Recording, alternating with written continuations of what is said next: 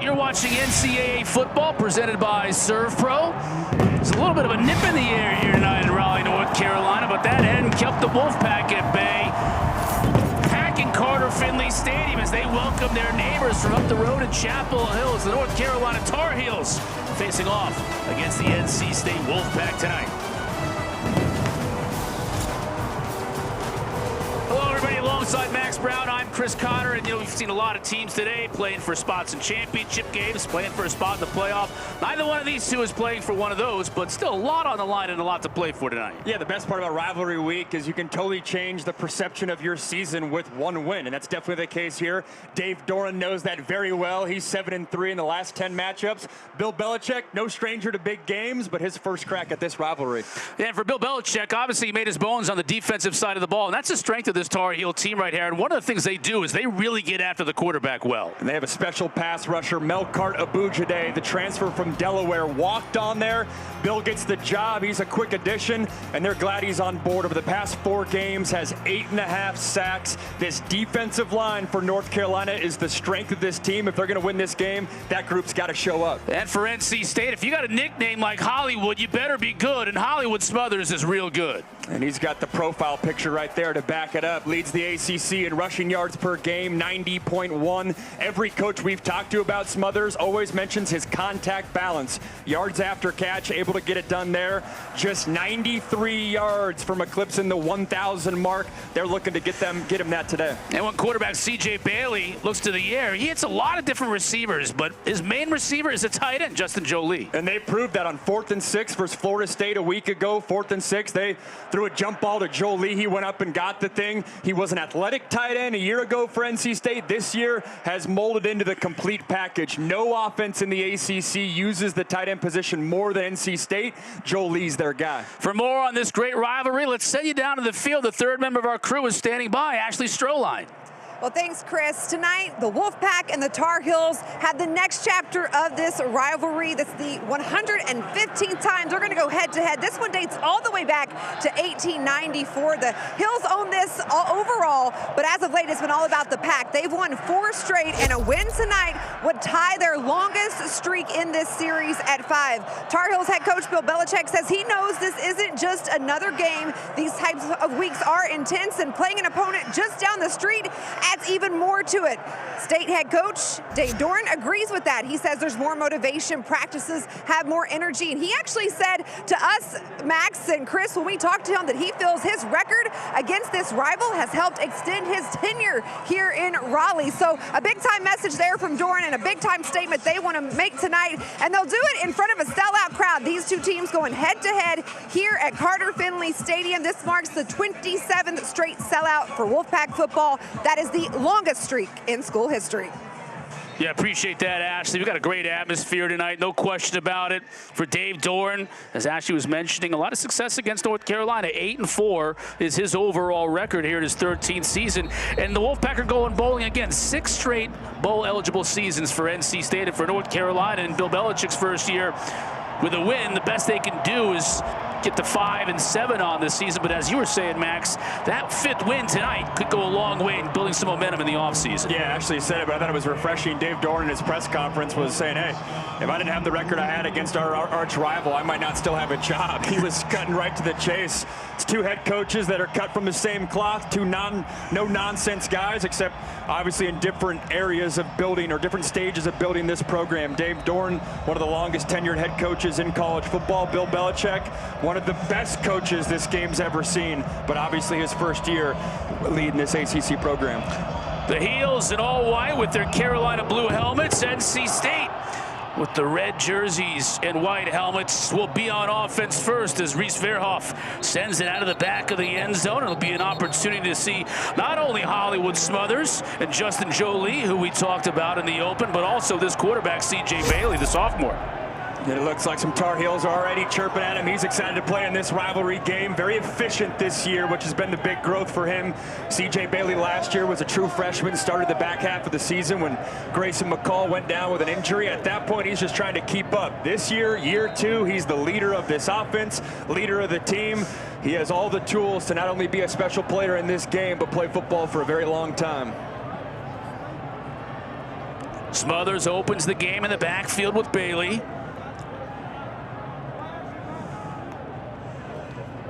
Smothers gets the carry. Crashes through that defensive front. CJ Mims on the tackle, but Smothers picks up 5.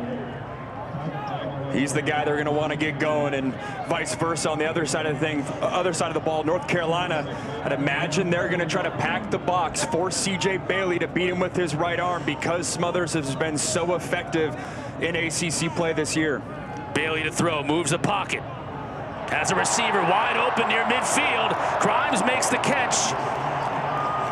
Wesley Grimes, who began his career at Wake Forest before transferring here down the road a bit to NC State, gives the Wolfpack a first down near midfield.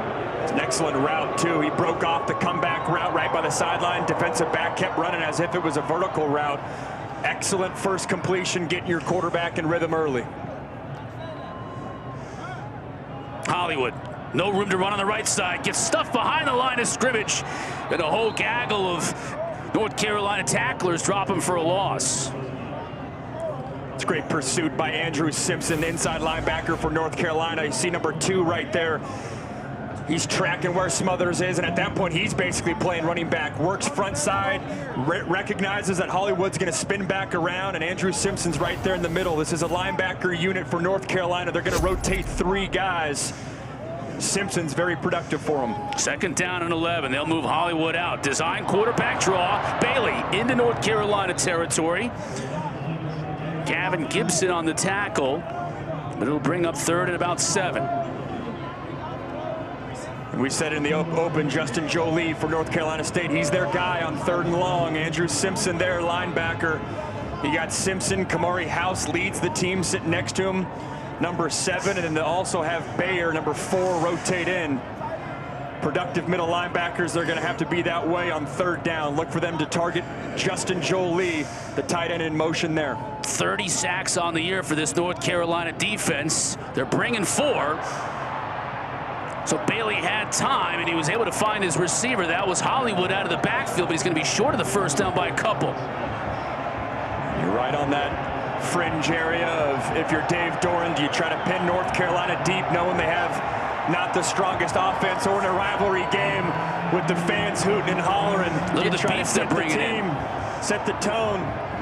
They were 2 for 2 on 4th downs a week ago. Both led to touchdowns, one of which was a touchdown to Jolie. Dave Doran trying to set the tone here.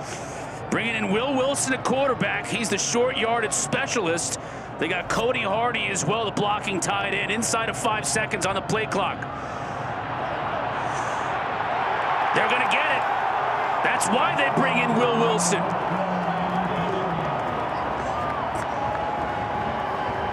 So much is made about Will Wilson's strength. Squats 600 pounds right here. It's great speed.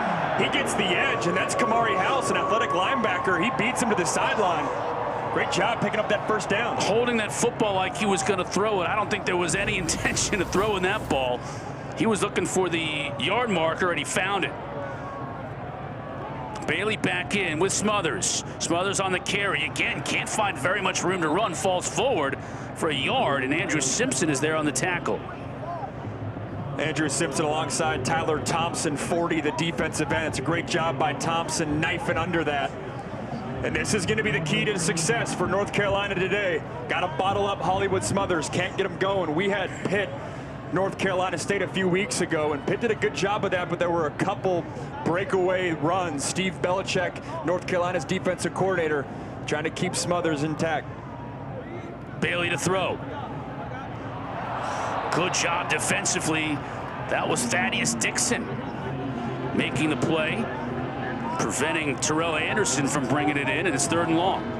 Tar Heel fans are going to be glad to see Dixon. He was banged up really since the middle of October. He came with Steve Belichick from the University of Washington. Dixon and House, 2 productive players on this defense. They love Thaddeus Dixon's ability in man coverage to lock down guys on the outside.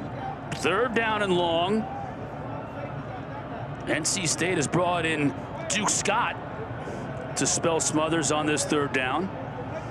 Again, play clock inside of 5. Bailey to throw. Scott stays in for protection. Bailey's got some room to run if he wants to use it, and he does. and he picks up the first down.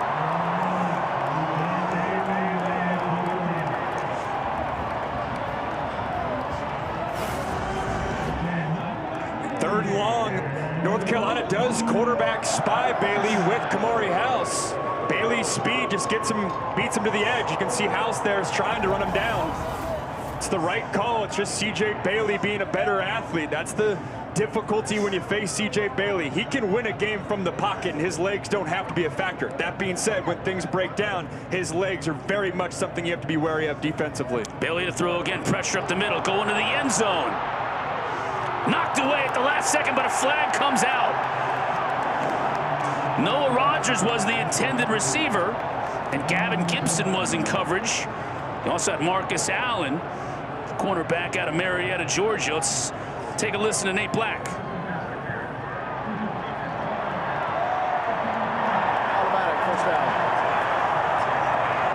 Marcus Allen, the guilty party. And this drive continues with yet another first down for NC State. Allen's playing that patented outside leverage, cover three that Steve Belichick loves, filtering guys in towards the inside. At first glance, I didn't feel like he was tugging or grabbing much at all. Bailey to throw. And he overshoots his intended receiver on the play. Kamari House put the pressure on, and Anderson was there, but throw was way too high. It's a receiver unit. They're using a lot of receivers. C.J. Bailey has no problem spreading the rock around. If you do have one guy that is the lead guy, though, Anderson's that guy. True sophomore, stepped into that lead role for the Wolfpack. 7 different receivers on this team have at least 20 catches on the season. Now 2nd down and 10 for Bailey. He'll throw again. Pressure up the middle. Good screen. Grimes, touchdown Wolfpack.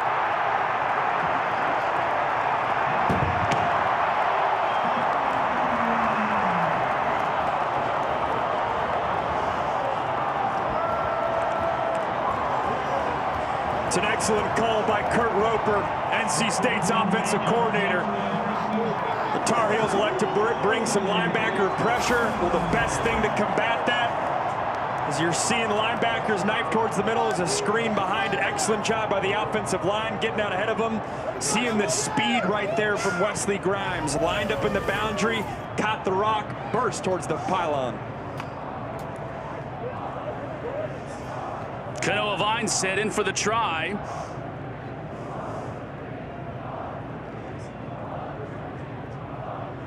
And the senior from Rock Hill, South Carolina, splits the uprights.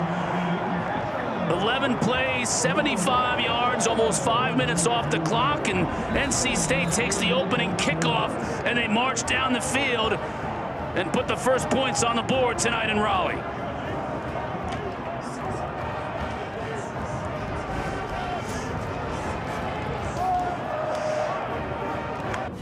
Great scene during the break. North Carolina, or NC State head coach Dave Doran going out and thanking some staff members who are retiring this year. So right in the middle of a game, he took the time to do that. That's pretty cool.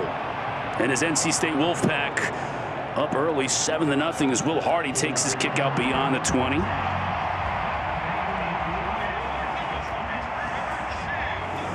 Crowd reacting to the dog, who goes out and retrieves the tee rather, brings it back out. Great crowd tonight. You know, this is our 14th game, 14th week of the season. This is the first game we've had that it's really been chilly. It's the first game you're not making fun of me in the booth for wearing my puffer coat. It's 65 degrees. A little bit better.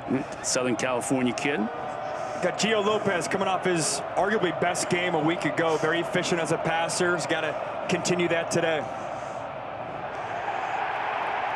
Heels try the middle of that NC State defense to no avail. Jackson Vick, nickelback, coming up and making the stop with a bunch of his teammates.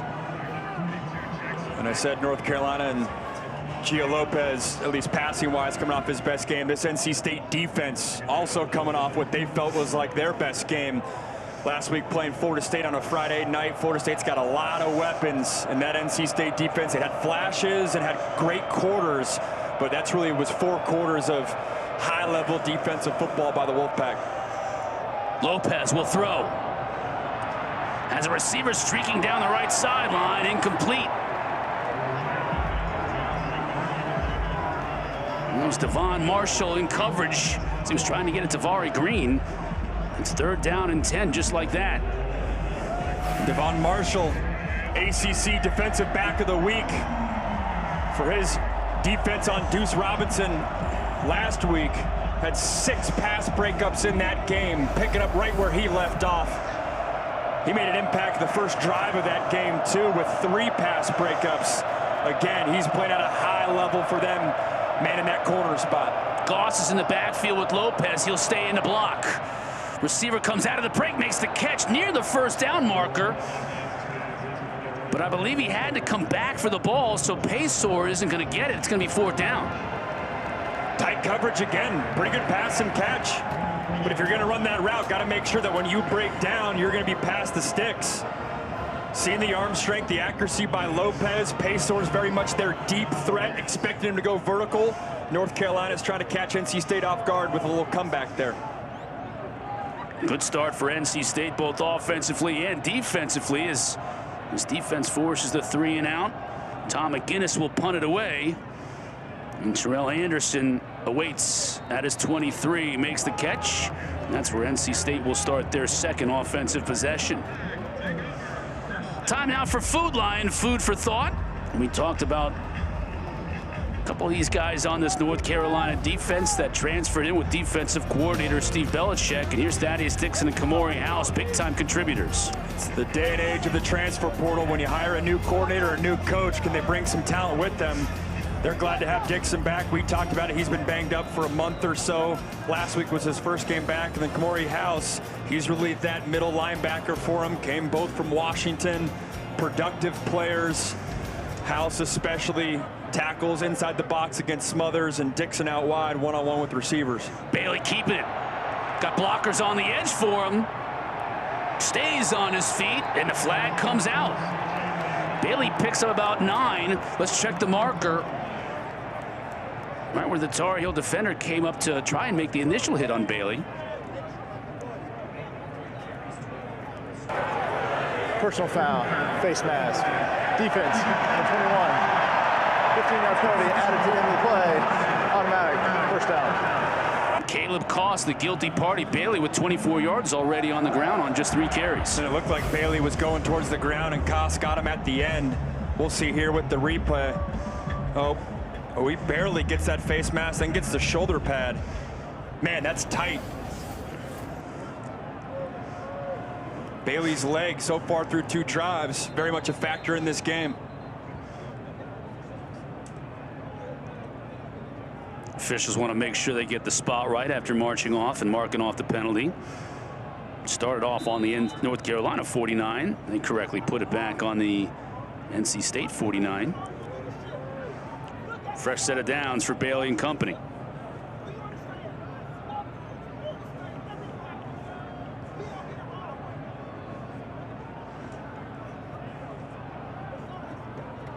Bailey looks to the sideline, changing the play, under 5 on the play clock.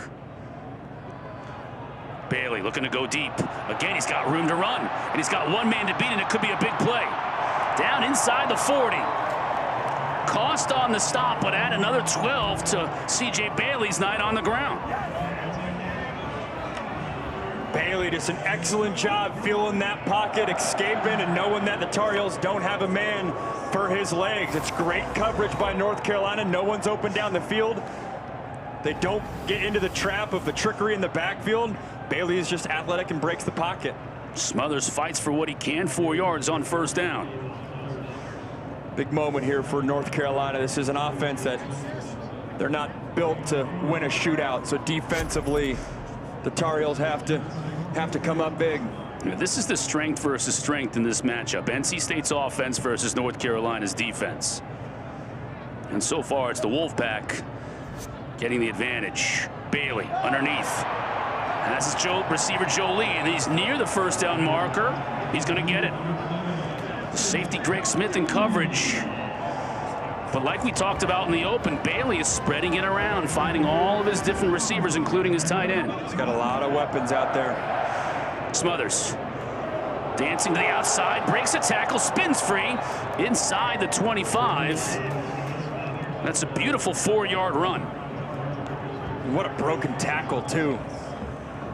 He burst through the 8 gap, and Smothers knows that he's one more broken tackle for maybe that being 6 points. Greg Smith, the safety for North Carolina, hit him right at the line of scrimmage, but we said it in the open, Smothers' ability to break contact, break tackles, which isn't necessarily what you would think about, at least from afar. So much of, you know, the concern maybe going into this year was his size and having to gain weight. Usually it's the bigger backs that naturally break tackles once they're hit. Smothers, even though he's not the biggest back, you know, can shed defenders easily. Duke Johnson's a bigger back. He's in the game now, takes the ball. Powers forward. You hear the Dukes from the crowd. Tyler Thompson making the stop 4 yards downfield. It'll bring up a 3rd down and 2. When Smothers was injured a few games back, Duke Johnson came in and filled in admirably. Again, NC State going with the short yardage package. They're bringing Will Wilson back in at quarterback, 10 in red. And they love this package. We talked with Kurt Roper. They want to live in these situations. Obviously, 3rd and short is a situation any offense wants to live in, but especially NC State with this package. Haven't thrown a lot, though, but you get the sense it's only a matter of time. Wilson outside, picks up the 1st down. Makai Bayer on the tackle, but Will Wilson, 6'1", 230 pounds, is a load for a true freshman. And it's rare. I mean, in today's red shirt rule era where you know, true freshmen can play 4 games and still maintain their red shirt. Will Wilson, I mean, he's had a big enough role where they knew preseason that this is going to be very much a factor in our offense, given how athletic and big and strong he is. Bailey back in with Duke Scott. Scott on the carry. Patiently looks for a hole, finds one, and drags defenders, including Isaiah Johnson, for a couple of extra yards.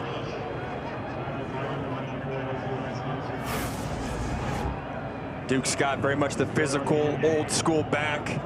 Those are grimy yards right there. There's not much, but he's still able to get 6 yards on that rush, and that's one thing for North Carolina. Strength of their defense is that defensive line. They have 4 big defensive tackles they can rotate in. That's an area where the Tar Heels have to win that matchup if they're going to stay in this game. Bailey to throw. Rogers can't handle it. That pass had a little bit of heat on it, and Rogers was coming in. Marcus Allen in coverage. Rogers is unhappy with himself, as he might have had a little bit of room to run, and he snagged that ball out of the air. This is about the same area on the field. Similar situation where a week ago they isolated Justin Jolie versus Florida State, have him go one-on-one with a safetier corner. Try to have him win that matchup. You're just far enough, 3rd and 4, where they're going to keep C.J. Bailey in the game, threat to pass over Will Wilson. Bailey rolling the pocket to the flat, hits Smothers, and he's hit immediately. Dropped by Thaddeus Dixon in coverage, and it'll bring up 4th down. Or will it? No, they've got the 1st. They were able to pick up the 1st. He was tackled right on the marker, and they'll move the stick, so it's 1st and goal. 11 first downs in the game for NC State, 0 for North Carolina to this point. They have owned this opening quarter, and the Tar Heels are on their heels right now, trying to keep them out of the end zone again. And they're doing so by spreading the love around. C.J. Bailey getting a lot of different playmakers involved, like we saw in that graphic. Bailey faking it to Smothers. In the back of the end zone, overshoots his intended target. That's Dante Daniels, backup tight end. It's a nice play right there by Melcar Boujaday, defensive end. We highlighted him in the open, how great of a pass rusher he is on that play. He hit the running back right away, was trying to block him, disrupted the timing on that rollout pass. Wilson back in the game for NC State. What do you think about here? You may attempt to pass on the 8-yard line. What are you thinking? I'm still running it. You've had success. Unless you have some trickery pass you can get to. Nah, they're running it into the end zone.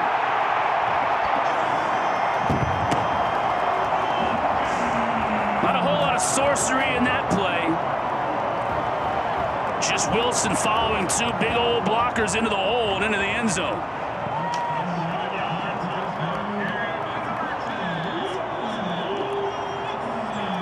The true freshman following the big boys up front, and Justin Jolie, the tight end, clearing the way. There's great push right in the interior of that offensive line for the Wolfpack, making that Wildcat quarterback touchdown run look real easy.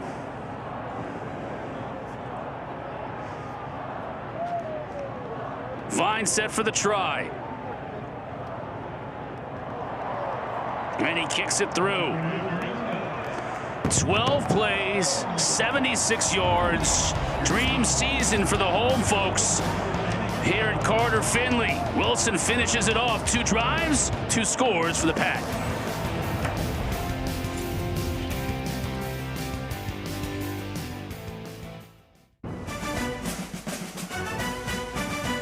ACC Primetime Football is presented by ServPro, the #1 choice in cleanup and restoration. Outside the Performing Arts Center here in Raleigh, North Carolina. Everybody getting into the holiday spirit here, Thanksgiving weekend. Temperatures dropping, making it feel a little bit more like the holidays. Had such a warm fall here in the southeast, mid-Atlantic region. NC State, nothing warm about their start. It's been red hot, scoring on their first 2 possessions to take the early 14-point lead. Nick Kodachinsky on the kickoff. It's going to be an opportunity for North Carolina. Ben Hall, the big tailback, breaks free. Flag down behind the play as Hall takes it all the way into NC State territory.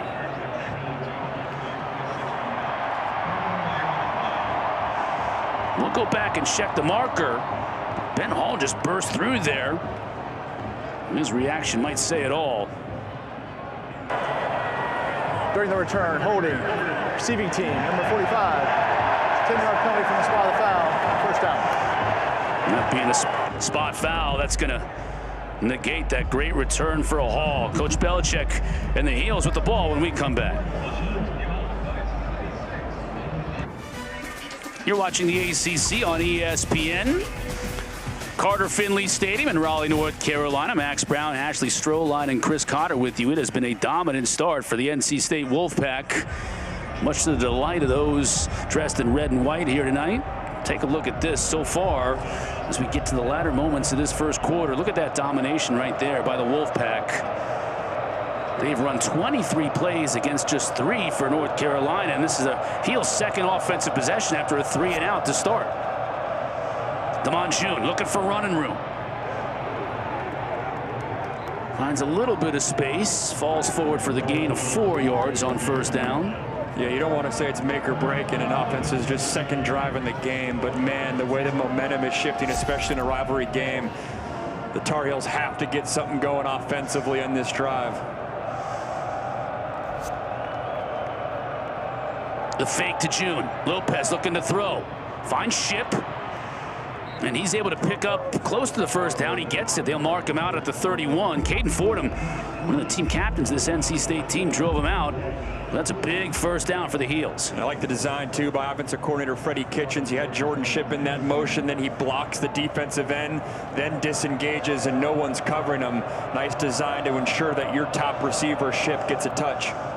Lopez looking to run it himself. Shakes one tackler. Falls forward for a couple. Fordham again on the stop. Similar to C.J. Bailey, Gio Lopez, you're not going to have a lot of designed runs per se, but his mobility is very much a factor. Seen it already in terms of North Carolina trying to move the pocket a little bit. If he breaks contain, his legs are enough of a weapon where, you know, it gives you concern if you're a defensive coordinator.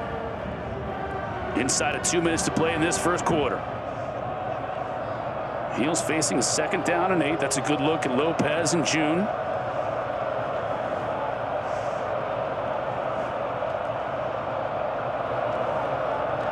Play clock all the way down. Lopez just gets it off. Pressure up the middle. Lopez trying to move his feet. He's in all kinds of trouble here. Avoids the sack and has a receiver downfield, and it's dropped by June.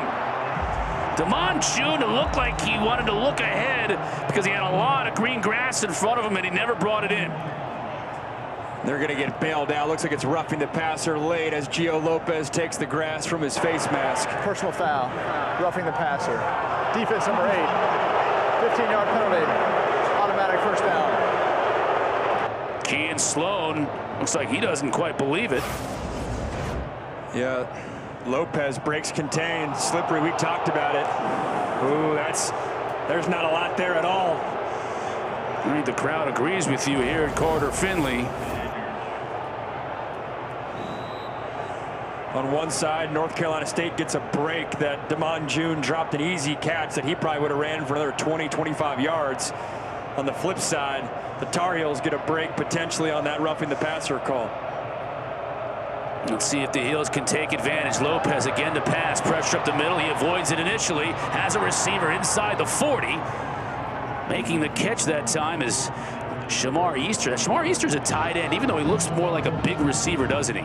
He does. Seen an accurate throw by Lopez. Nice job navigating the pocket, stepping up, but keeping his eyes downfield. Big thing in Lopez's game a week ago and why people were so excited is how efficient he was. Got to be accurate to be efficient. 77% completion a week ago. Flag down as the big back Ben Hall crashes through the middle of that line. Flag on both sides of the line of scrimmage. Legal formation, offense. More than 4 players aligned in the backfield this time. 5-yard penalty, still first down. That's an unforced error right there. That'll just kill you if you're a coach, isn't it? Exactly, just a mechanical thing. Too many guys lined up in the backfield, or not enough. Didn't catch the verbiage there. Regardless, you got to know in the personnel groupings and the schemes and whether or not you have subs. Everyone's got to know their job. Bill's probably saying, hey, so-and-so was on the ball. They're disagreeing with how the ref viewed that formation. Usually you don't see it. Usually it's black and white. Hey, someone was on or someone was off. Rarely do you see coaches argue over that call. Again, play clock winding down. Hall smothered right at the line of scrimmage.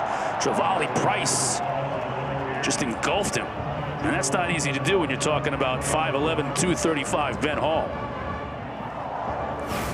We told you how good the Tar Heel defensive tackles are. Well, North Carolina State's right there as well with Price and Cleveland. Played a lot of football for this Wolfpack defense. Very strong at the point of attack. Davian Goss has come in for North Carolina. That is the end of the first quarter. As the first quarter comes to an end. What a quarter it was for the NC State Wolfpack. Gio Lopez has this North Carolina team on the move, but they've got a hill to climb. Through one. NC State at home on senior night with a 2-touchdown lead over North Carolina.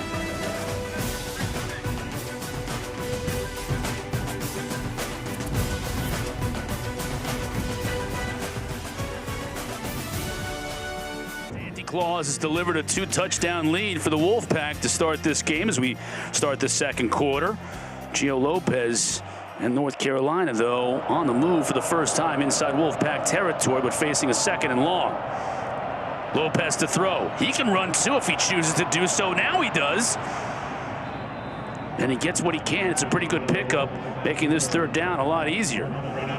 Taking a page out of C.J. Bailey's book. Seen something similar in terms of breaking contain, picking up some yards. Nice job by the NC State secondary in coverage. Remember, this is a secondary for the Wolfpack that have been banged up all season long. Lost all 4 starters a year ago to either the NFL or the transfer portal. Had to replace those guys, and then they got banged up. They feel really good about their front 7, but back-end-wise, they've been tested injury bug-wise all season.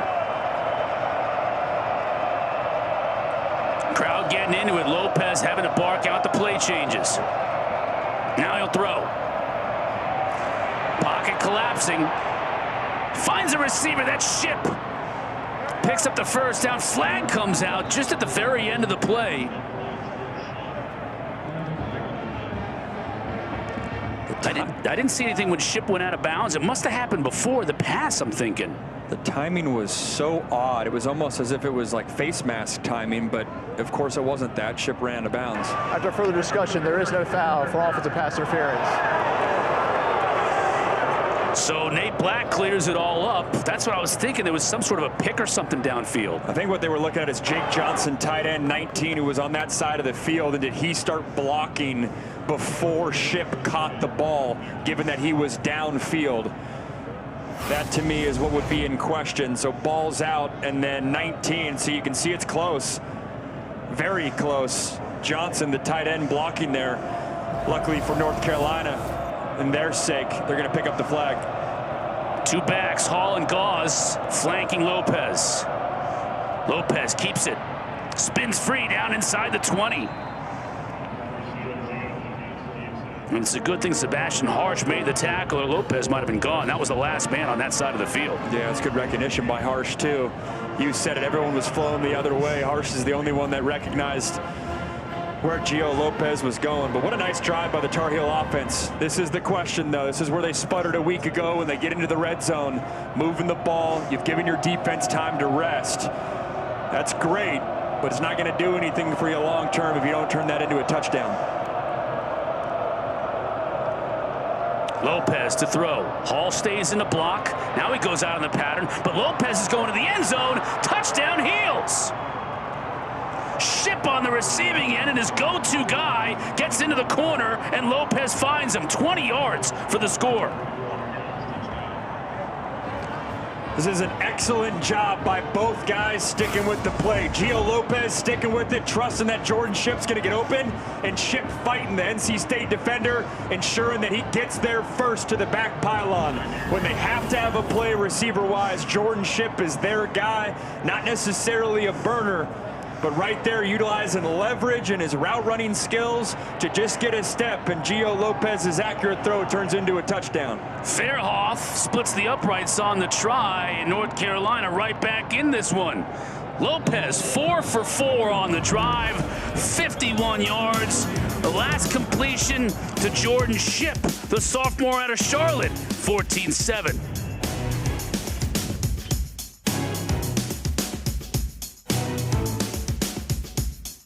Got 114-7. They close the gap. Don't forget tonight on the ACC Network after this game, it's the ACC Huddle final score. They're going to wrap up the full day, take you through the biggest stories, break down all the games. It's also available on the ESPN app, as you know. And a big day in the ACC wrapping up. A lot of scenarios we're going to have to break down. Let's find out what Ashley Stroline is up to down on the field. Well, I had a chance to speak with Tar Heels head coach Bill Belichick prior to tonight's game, and I said, Coach, how will you measure success? Take away wins and losses, but what factors are you looking for? He simply said growth, and he means that across the board, from how players are working together, getting physically stronger, faster, more explosive, to growth in operations, scouting, and recruiting. He said his goal is to see improved performance in close games to change that win and loss record, and he has to be pretty happy about how his guys worked together on that last drive. Thank you, Ashley. Defense needs to come to the fore here, and this is a good start, forcing the incomplete pass on first down. NC State has had an 11-play touchdown drive and a 12-play touchdown drive to start this game. And that first drive, the Tar Heel defense was playing well, but you had a 3rd and long pickup by C.J. Bailey's legs, and then a 4th and short pickup by Will Wilson. So it hasn't necessarily been as dire as the stats might show, but if you're North Carolina, got to pick up the momentum your offense just gave you. Bailey now to throw quickly to the outside. That's Rogers. He's going to be escorted out of bounds after a pickup of 6. It's Jaden Patterson in coverage.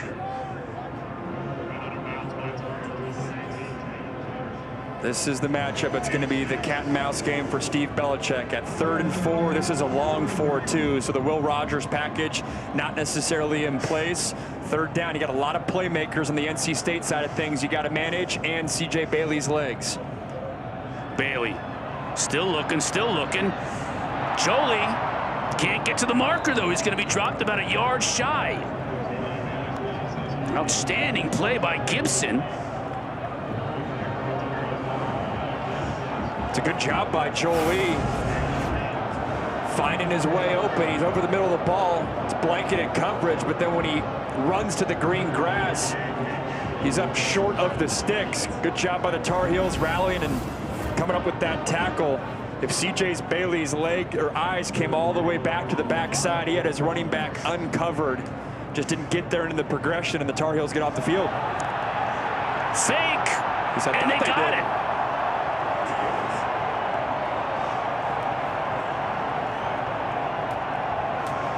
I spoke too soon. Right when I said they get off the field, they fake it, pitch it to the up man, run right behind the A-gap, the long snapper, and the guard and tackle right next to him, and just enough yardage to pick it up.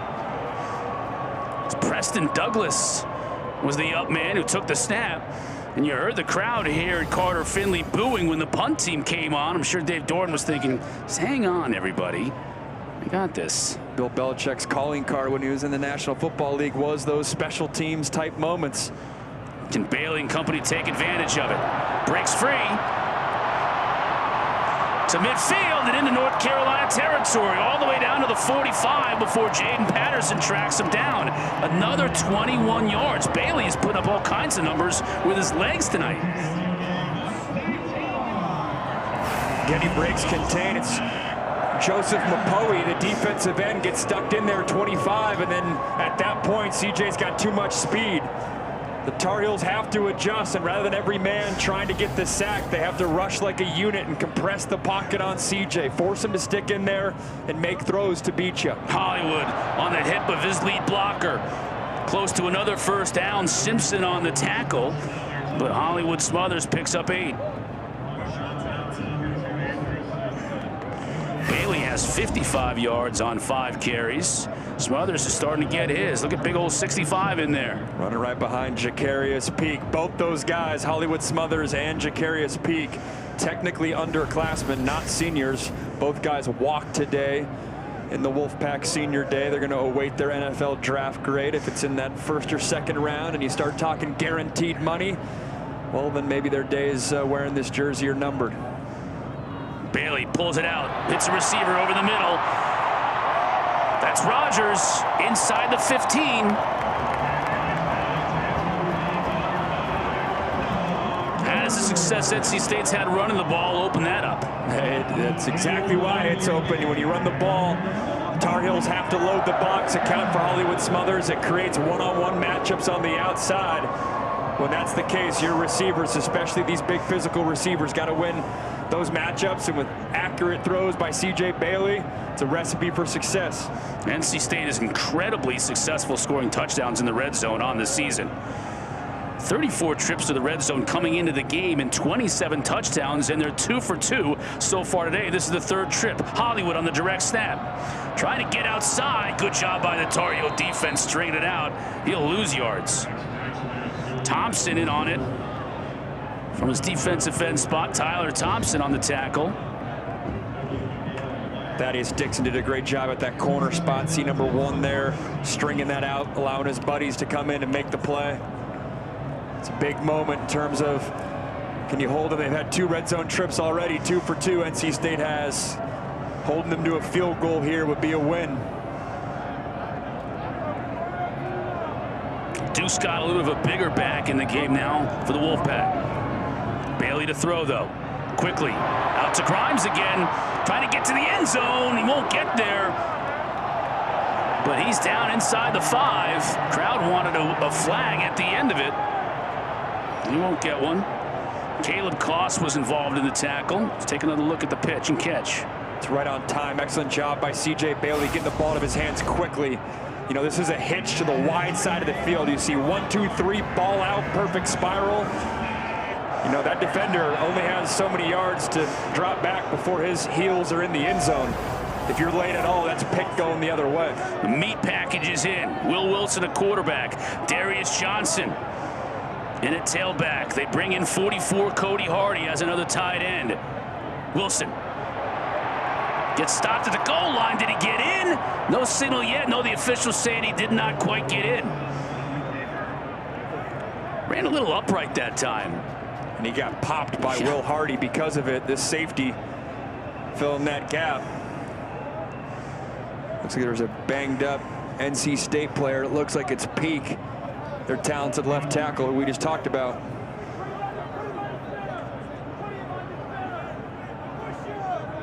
Trying to go quick. He's not even in the huddle. Officials timeout for an injured player of the offense. And since the officials blew the play or blew the clock dead, that means that Peak is going to have to sit on for one play. And CJ Bailey is just trying to convince him he's got to walk off. I mean, that's Coach Dorn is out there making sure he's all right and he understands everything that's going on. This is an interesting conversation here. Dorn wants an explanation from the officials. They stopped the clock for an injured player. I think the Dorn is saying my guy wasn't injured. Usually in this scenario, I think it's the refs wondering if there's a head injury. Have to go off one play to make sure he gets checked. But obviously, if you feel like you're okay, Peak's confused at why he was ever taken out and crippled down like this. To 7 minutes, 21 seconds. So they'll set the clock to 7:21, and Rico Jackson is in at left tackle. And they've got Dante Daniels, another big tight end on that side. This time Wilson makes no mistake.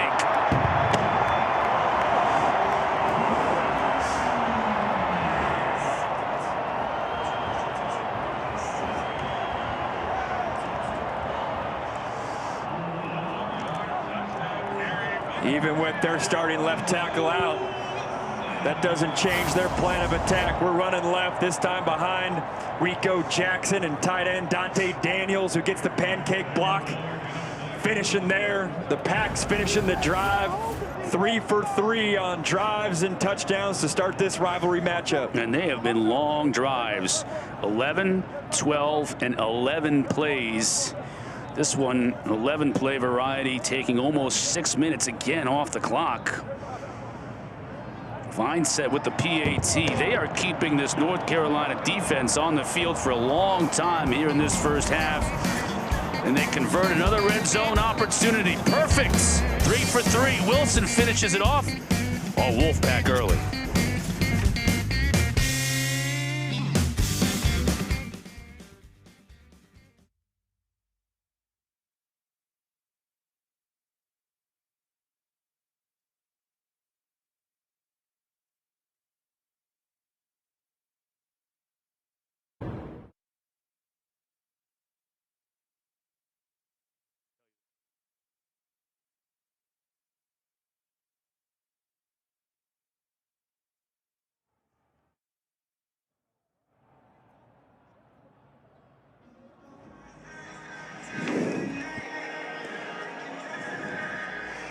All right, Kelsey, that's big.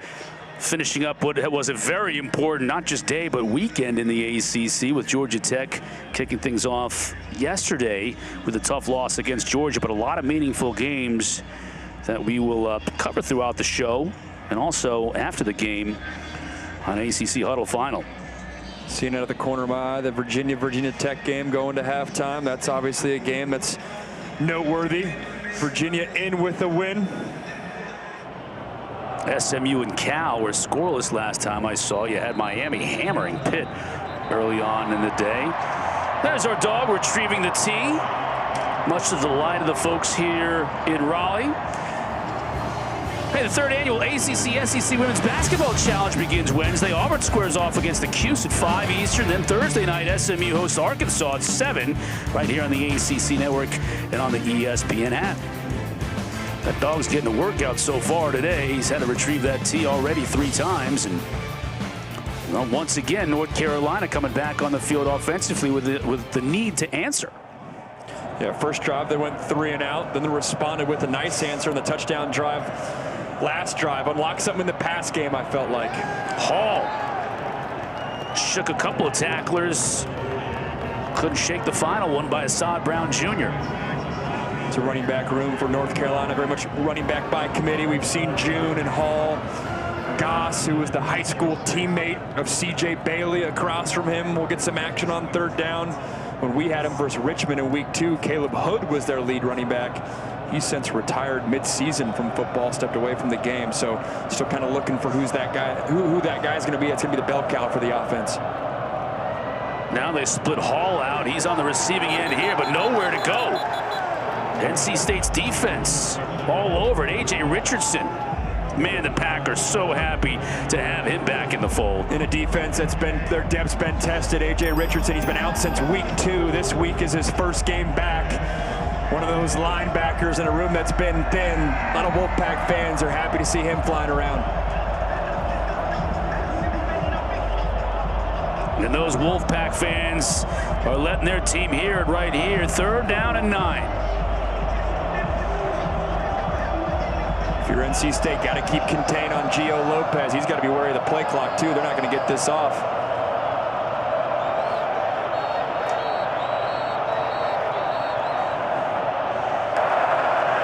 Delay game. Offense. 5-yard penalty. Delay a game is the call. Thought we might get a timeout from that North Carolina bench.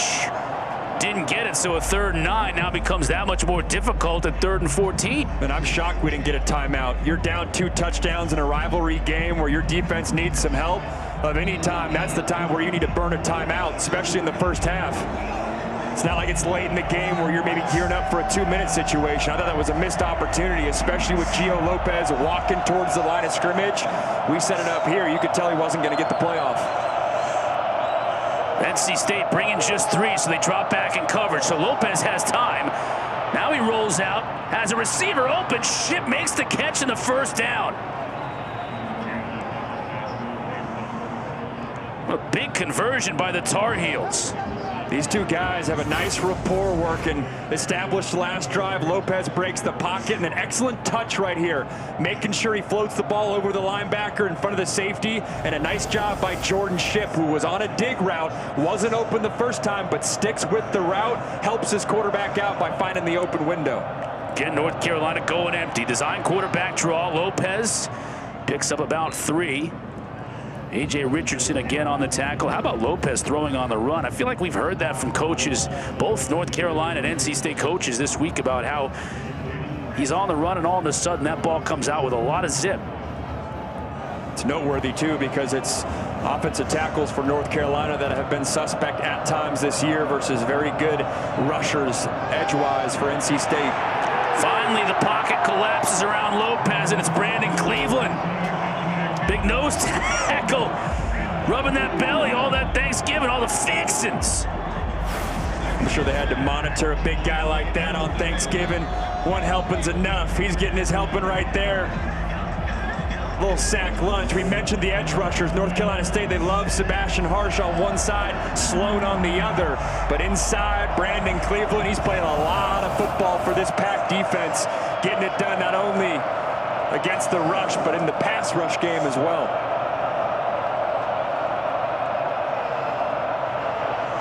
Shipp, midfield, still on his feet, another 1st down.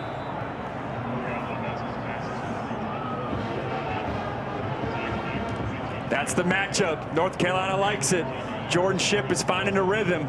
Had a corner route the last drive, dig route a couple plays ago. This time it's just a slant route, one-on-one with Jackson Vick, Wolfpack nickel. Demonshute back in the game at tailback. Lopez looking to throw. Has all kinds of time, tries to get it to Shipp again and just overshoots him. Man, he has really got an eye for 1 and white right now.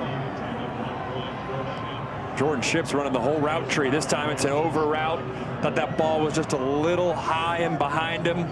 Brian Nelson's on coverage, the big corner for NC State. That broke a string of 8 straight completions for Gio Lopez. He's feeling it. With so much transition this offseason of new players coming in, well documented for North Carolina. Shipp and Paysor, their go-to receivers, were 2 guys that were retained from Mac Brown's staff.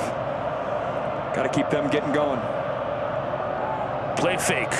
Nice job by June picking up the blitzer. Now he's going to the end zone. Players getting all kinds of tangled up, and the flag comes out. Assad Brown in coverage, and Shipp offers his hand to help him up, knowing he's the beneficiary of that penalty.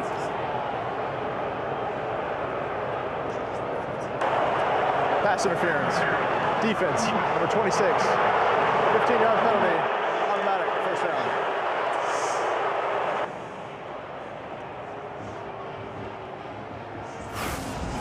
It was an excellent blitz pickup by Damon June to allow this pass to happen. Then it's just one-on-one. A lot of contact on that outside. Not really getting your eyes back. And we'll see it here. Damon June, true freshman running back. It's the hardest thing for a true freshman, pass protection. Got a lot of linebackers and safeties, defensive ends flying around. Knowing your assignment, Damon June, and that blitz pickup allowed that penalty to happen. NC State's coming again. This time Lopez nowhere to go. Caden Fordham, one of the top tacklers in the country, picks up a TFL. And another sack. That's the second one on this drive for this NC State defense. They don't pick up a whole lot of sacks. They're not like North Carolina. One time we talk about blitz pickup, the very next play, I think their young running back gets confused about who his job was to pick up. Center takes one guy. It's on the running back to take the other. Fordham, the veteran on this defense, leads the team in tackles, 7th in the country in tackles, leads the ACC in tackles. Coming off an ACL injury a year ago, has rebounded in a big way this 2025 campaign. Now Lopez has time, has a receiver. Down near the 30 is Cade Paysour. It's a nice job by Gio Lopez. The mindset for a quarterback on 2nd and long always when you're passing the balls, just get half back. Get yourself to a 3rd and manageable, and now North Carolina's going to have an interesting decision play call-wise as Gio Lopez looks back. This is the 2-minute timeout. Yeah, they're going to discuss what do they call here. Do you maybe run the ball and get it to 4th and short and go for it, or try to pick it all up? Well, Lopez is 4 for 4 on 3rd down so far. I'll be looking to prove one better when we come back.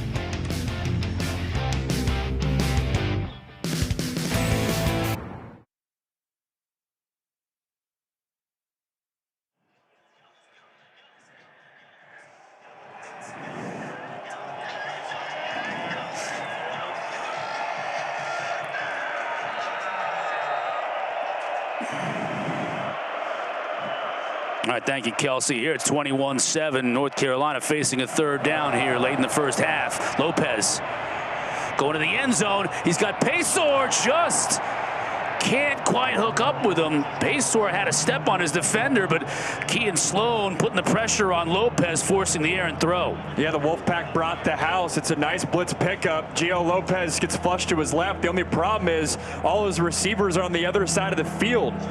So he has no outlet pass, and he's trying to put some air on it and see if he can catch one of his receivers downfield. But if he got flushed to his right side, he would have had some options.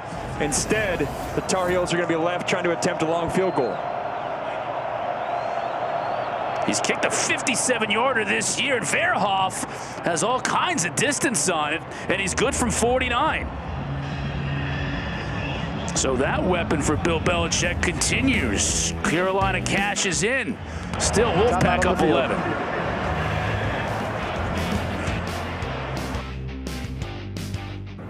For the ACC championship game.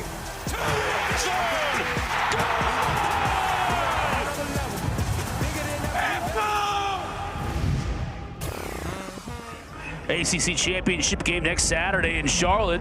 ACC PM crew is going to be there Friday at 4 o'clock Eastern. A 2-hour show to get you ready right here on the ACC network. Virginia's leading, SMU's leading at the moment. Both those teams win. Both those teams will play in the championship game next Saturday in Charlotte.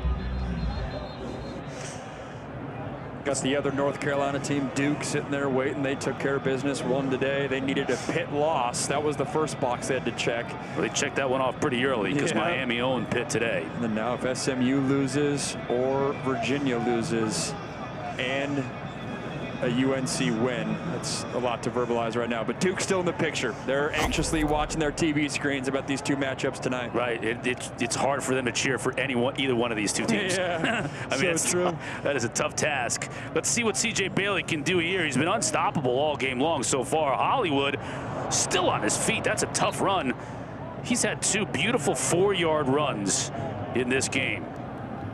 Abujide on the tackle, but Bailey, 3 drives, 3 touchdowns, 89 yards through the air, 55 on the ground so far. All 3 timeouts on the board for the Wolfpack. Bailey looking to throw. Trying to get it to Jolie, and does near midfield. Big tight end picks it up, 19 yards. Wolfpack want to go quickly to preserve those TOs. Such a great route by Jolie. Defensive backs battle him the whole way, breaks it off at the last second. Bailey gets him the ball. Bailey again underneath to Jolie. That's only a 2-yard completion, but he gets out of bounds to stop the clock. Marcus Allen on the tackle. If you're NC State, you still got a lot of time. 3 timeouts. Minute 9 left, already at midfield. Can still run the ball and try to catch him off guard. Maybe get Hollywood Smothers a catch, but obviously if Jolie, who's a weapon in the slot, bigger bodied guy, if he's working, keep feeding him the rock. Bailey looking near side. That time defended by Marcus Allen again. Tried to get it to Anderson. Nice coverage by Marcus Allen on the outside. Knowing that they're going to have out-breaking routes toward the sideline, be monitoring the clock. It's an opportunity for this Tar Heel defense, who's, you know, taking their blows this first half. If you're able to get your first stop of the game in this drive, a game in which NC State feels like they've had complete control, only going into halftime down 2 possessions, that'd be a big win. Duke Scott gonna have to lower his shoulder.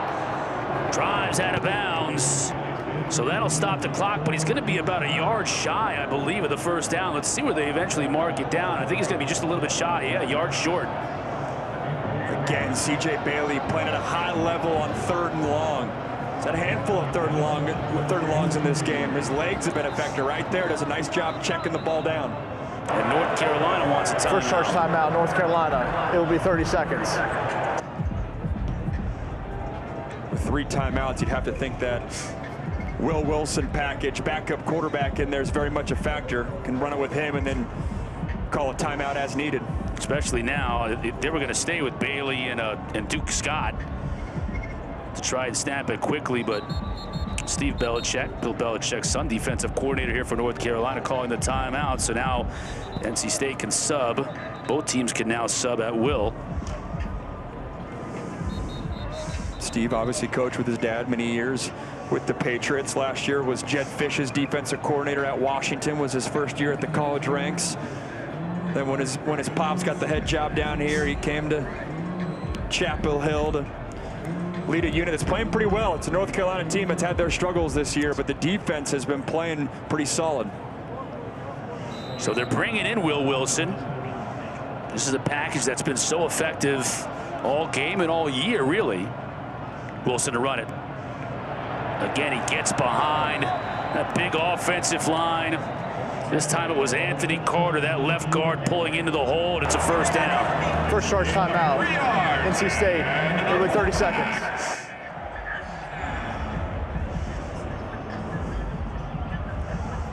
Told us that it was a charged timeout, but the offense is not moving like it. Now they are. Tonight on the ACC Network after our game, it's the ACC Huddle final score. They're going to wrap up the whole day and the whole season and look forward to next weekend's championship game in Charlotte, because all the games and the entire picture will become clear tonight following our game, following the Virginia Tech game, and following the Cal SMU game. You got to complete that thought that we started the drive with. So the Duke scenario, very rare. They're at home right now rooting for the Tar Heels. Their scenario was they had to win. Duke did that. Needed a Pitt loss. That happened. Now they need a Virginia loss and a North Carolina loss. It's like, North Carolina win, excuse me. It's like crossing the streams. Like it's still alive, though. Still alive. I'm sure there's some group text in the Duke locker room of explaining the scenarios that they're all rooting for at home watching the games. Bailey. That time Jolie couldn't quite make the grab. Just a little too far for him.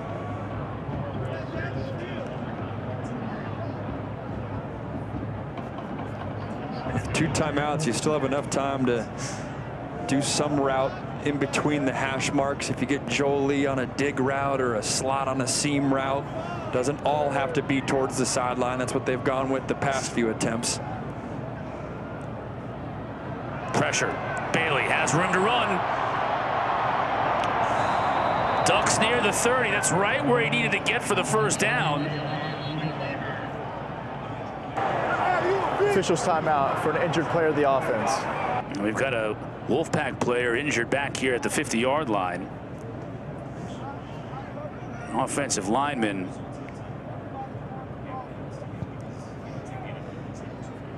He was in some pain. That's Spike Souls, true freshman out of Louisville, Kentucky. It's an offensive line that's already thin. Kamen Smith, who had started games for them at times this year, he's out. Souls, a true freshman, having to play an increased role as a youngster. He's obviously banged up there. Rico Jackson, he's been banged up much of the year, so thin offensive line. It's Teague Anderson right there. He's been banged up as well.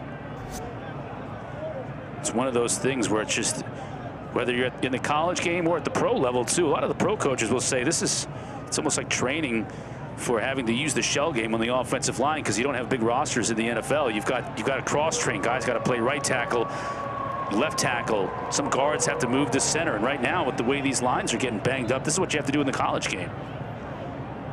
Difference between college and NFL too is NFL, I mean, those are the cream of the crop, best athletes for an offensive lineman. At the college game, you know, a lot of these rosters have very distinct guard and center bodies and then very distinct tackle bodies, where if you're a guard at 6'2", you can't necessarily just pop out wide and play tackle. You also don't see a lot of true freshmen playing on the offensive line at this level.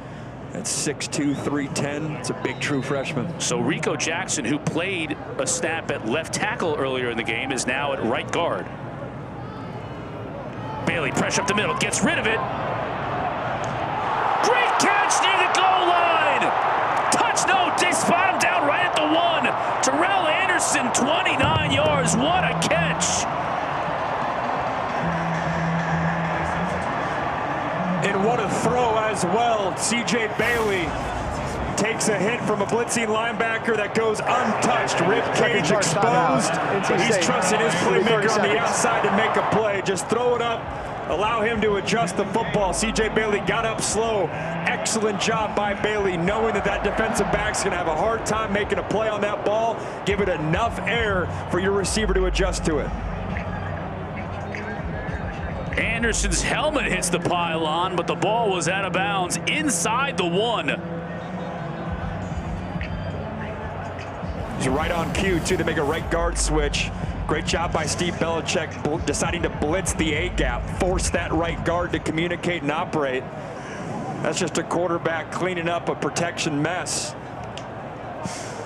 Getting his receiver the ball and allowing him to make a play. Bailey's already got the coat on. Ball's at the 1-yard line. This is Will Wilson territory right here.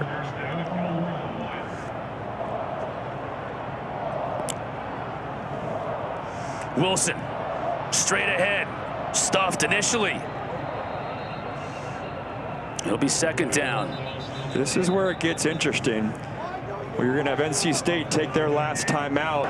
Third charge timeout. CJ Bailey might have to take that jacket off because you can't necessarily, you can't run that Wildcat one more time, or else you run the risk of running the half out.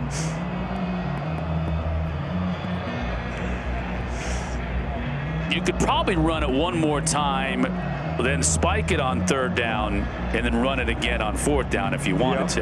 Yep. Full timeout on the field. Then that opens the whole question of how many under center snaps has Will Wilson taken. I'd imagine most of his workload is shotgun Wildcat roll. Well, you see Bailey there. He's got the coat off alongside his head coach, Dave Doran. Wolfpack out of timeouts. Another double-digit play drive. The 11th play of this drive coming up next. Highlighted by that spectacular one-handed catch from Terrell Anderson. A lot of the teams we see play have their offensive coordinator on the sideline. Now that you have iPads, You can communicate with your quarterbacks on the sideline. That's not NC State's situation. They have Kurt Roper up in the booth. Again, seeing this catch here, pass by C.J. Bailey. Phenomenal catch by Terrell Anderson. Almost got in for 6, but that was the chunk play they needed to get into the goal line, close to the goal line.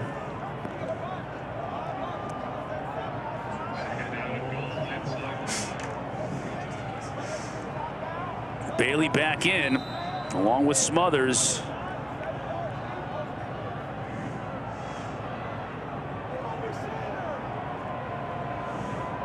So the entire playbook available for Dave Dorn and offensive coordinator Kurt Roper. Jolie in motion. Looking for him in the end zone. Touchdown, Wolfpack.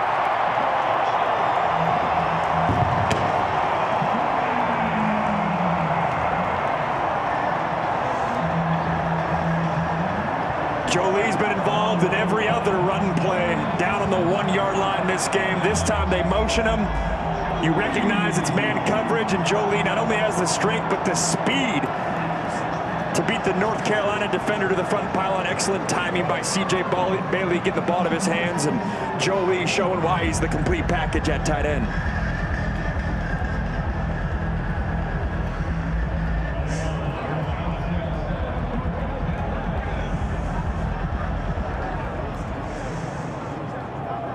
Feinstein looking to put the finishing touches on what has been an impressive performance by this Wolfpack team, especially on the offensive end.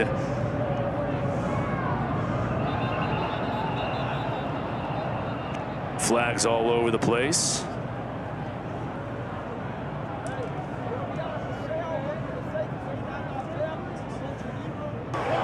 False start, offense. 5-yard penalty.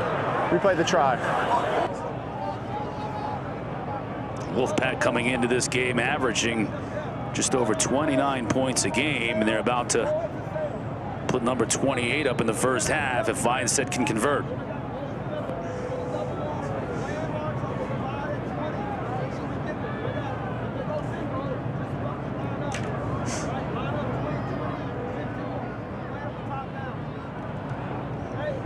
Snap, hold, and kicker good.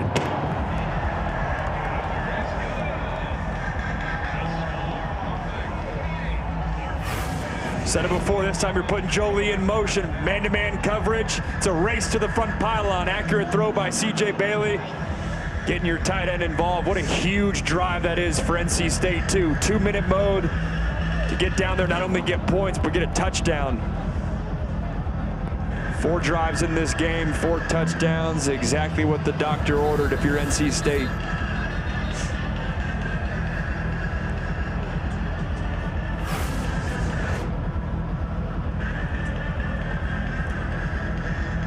Take another look at it again. Jolie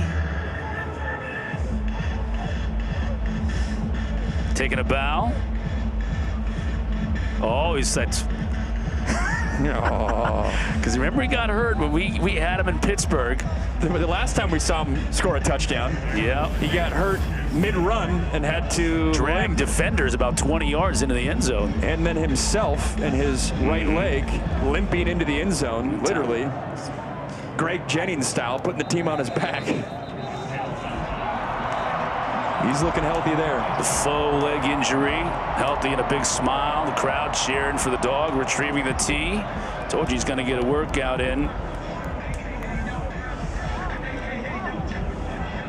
And now North Carolina with 18 seconds left. They do have the 2 timeouts, but presumably they will go into the locker room and talk things over and try and make the proper adjustments to come back and get back into this game to start the second half.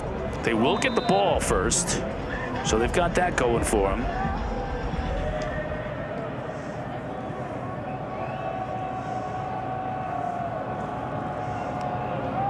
Lopez looking to throw. Flags down as he completes it to Gauze.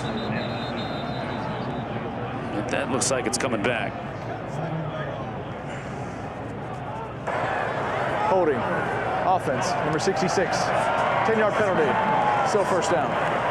So in that situation, you want to get a completion on first down, right, to give you a little bit of breathing room and then make your decision. But now that you only have 12 and you're backed up, you think we'll see Lopez throw again here? See, Bill Belichick's not pleased yet. To me, in that situation, even though you have the timeouts, you're hoping for maybe, if you can get lucky with a dig route and get 20 yards, maybe that can, have you try to get in field goal range. But it's not an ideal situation, hence why they're going for a knee here.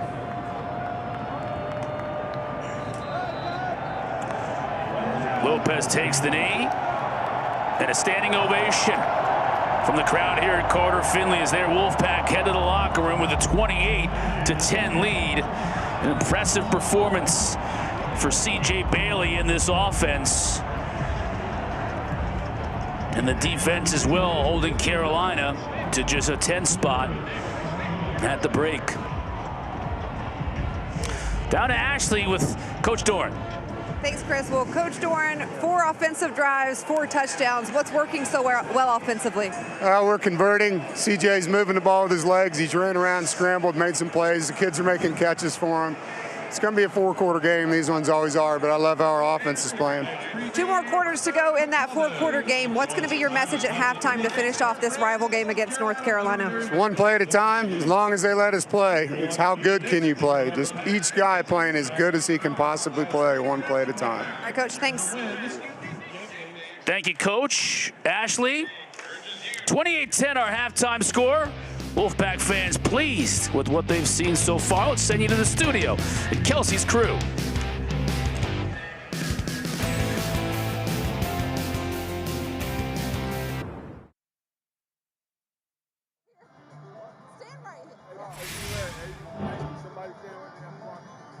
Brown, Chris Cotter, and Ashley Stroline down on the field. The first half dominated by NC State. 28-10 our score. But North Carolina gets it to start this second half, so maybe the Heels can go on a long drive of their own, climb back into this one. Nick Konachinski will kick it off. And he'll kick it out of the back of the end zone.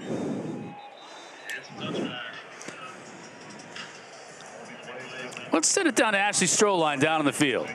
Thanks, Chris. Well, I walked out of the tunnel with Tar Heels head coach Bill Belichick. I said, Coach, message to your team at halftime. No comment. I said, Coach, anything at all I can say in this report that I'm about to do. He said, it's simple as this. We just need to play better. Very focused, Chris and Max. Better in just about every phase.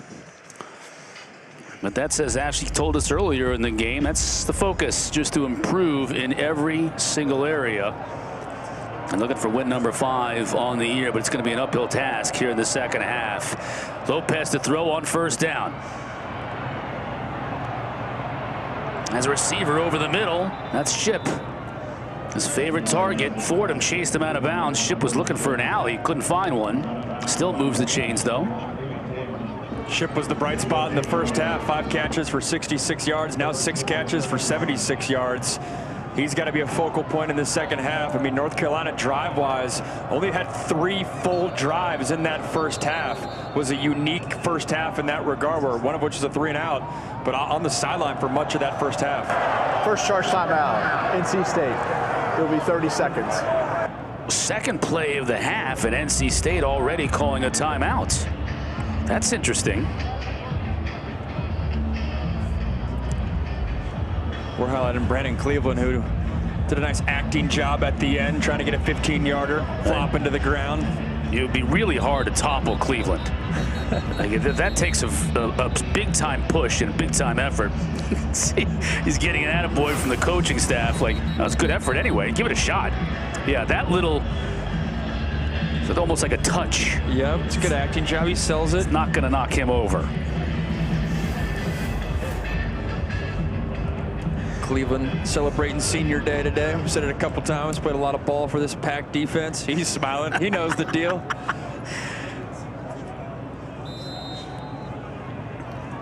Senior out of Tampa. 6'4", 315, clogging up the middle. So coming out of the NC State timeout now, it's a fresh set of downs for North Carolina. Lopez roll in the pocket. Again, looking for Ship. Couldn't make the one-handed diving catch. That's just a bridge too far for one and white. Vick on coverage. It's really good coverage by Jackson Vick, the nickel for NC State. Blanketed Jordan Ship on an out route there. Ship tried to go behind Vick, but he stayed in phase the whole time. That's the matchup if you're North Carolina that you want to attack, not because Vick's not a good player, but really Jordan Ship's the only playmaker that North Carolina has. It's two totally different offenses in terms of North Carolina State, plethora of playmakers. North Carolina, they got Paysor and Ship, but it's really only been Ship so far today. Lopez trying to get it to Ship, and he made the catch. That is a tough catch. He had Assad Brown all over him and still was able to squeeze it. Yeah, he's on the outside lane, little comeback route. Lopez with an accurate throw, puts it right on his chest, and he's fighting for that ball. Both guys are. That's a great competitive play. Assad Brown versus Jordan Ship. Trying to come up with that big catch. Jordan Ship does and finds himself and his team in a 3rd and short. Davian Goss in now for North Carolina. Lopez under center. Pitch to Goss. Will he throw it back? He will. Lopez, this is a tough catch. He makes it. He can throw it. Now he falls down. He loses his footing.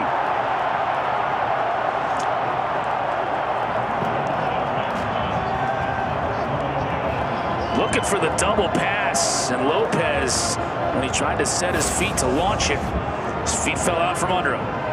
It's a true double pass, and he got Jake Johnson, the tight end, and then Ship on a corner route, and he just falls down. I thought NC State got lucky. At the end there, you see Isaiah Shirley come right over his face mask. I think he could have easily got a taunting call there at the end. It's rivalry football, so I don't mind them letting the guys play. But that's one I wouldn't have been surprised if there was a yellow flag on the field there. McGinnis, is he going to fake it? No, he does punt it after running a good bit. Anderson. Good coverage by the Heels.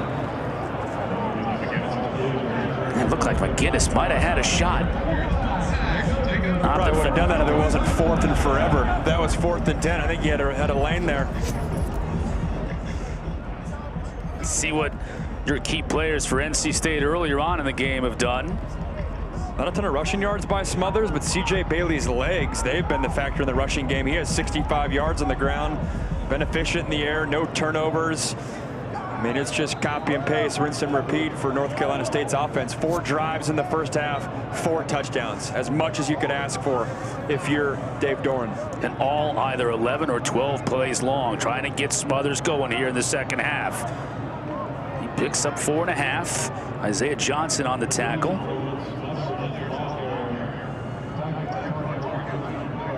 It's where they have had some success. They're averaging over 5 yards a carry, NC State is, compared to North Carolina, who only has -3 rushing yards, especially after that loss by Gio Lopez. But you know, when they have had to run the ball, it's they're getting 4 or 5. Hasn't been, you know, the Tar Heels playing in the backfield.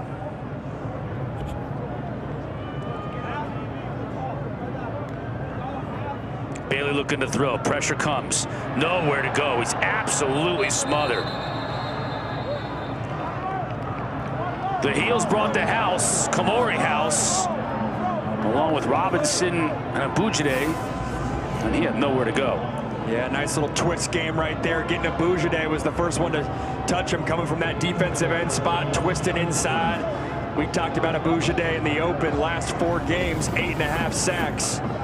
Leads the ACC in sacks. That's his 11th on the season. And 31st for North Carolina as a team. That's second best in conference play coming into the weekend. Please reset the play clock to 25 seconds, and it will start on my signal.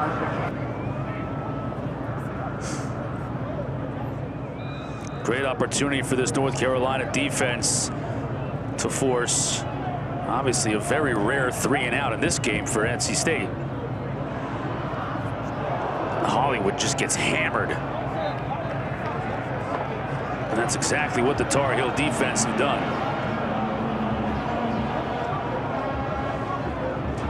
Good job by Kamori House, that linebacker 7. He sniffed out that screen right away. Anytime it's 3rd and long, got to be alert for screens and draws.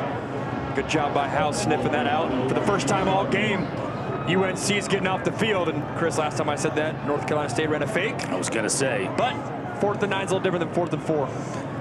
This is the first time we've seen Newcastle, but it's the first time he's going to punt. Maybe. He will.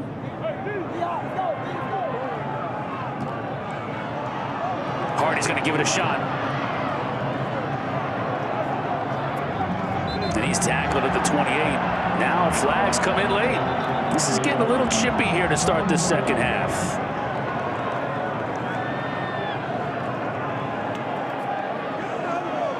There's a Tar Heel pleading his case with the official on the far side, which is where the flag was dropped. That was Marcus Allen speaking to the officials.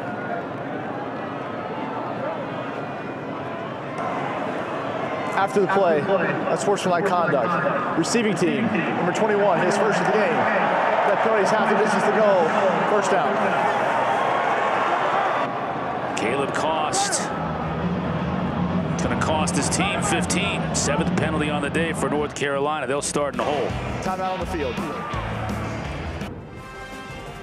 28-10 our score. NC State on top. Don't forget tonight, the ACC Huddle. Final score comes your way after this game. So much to go over because you've got Virginia winning big over Virginia Tech. Looks like the Cavaliers are going to win that game. So they've got one spot locked up then for next week's ACC Championship game in Charlotte on Saturday. The other one's still way up in the air because Cal is currently leading SMU. Gio's got all kinds of time here, looking for Ship. 3 different Wolfpack defenders all around Ship, and they couldn't connect. Feels like every single time they're throwing the rock, Ship's the guy getting targeted. One of these other receivers has to get open, and Gio's got to find him. Look at the ACC standings right now. There's Virginia, and they're leading big over Virginia Tech. They're going to win the Commonwealth Cup. The noteworthy one, though, is Duke is very much in play. Duke, in terms of a ACC championship probability, is ahead of the 3 teams above them, Miami, Pitt, and Georgia Tech. Miami's still alive. Duke's still alive. They obviously need both a SMU loss to start the tiebreaker scenario. Gio's going to throw again on 2nd down. Pocket collapses. He goes down. Travali Price got there. 3rd sack of the game for the Wolfpack. You got Gio Lopez down. He got rolled, didn't he? Officials timeout for an injured player of the offense. All 285 pounds of Travali Price. And he's in some discomfort right now. There's Max Johnson, the backup, warming up. We'll take a quick break. When we come back, we'll check in on Gio Lopez.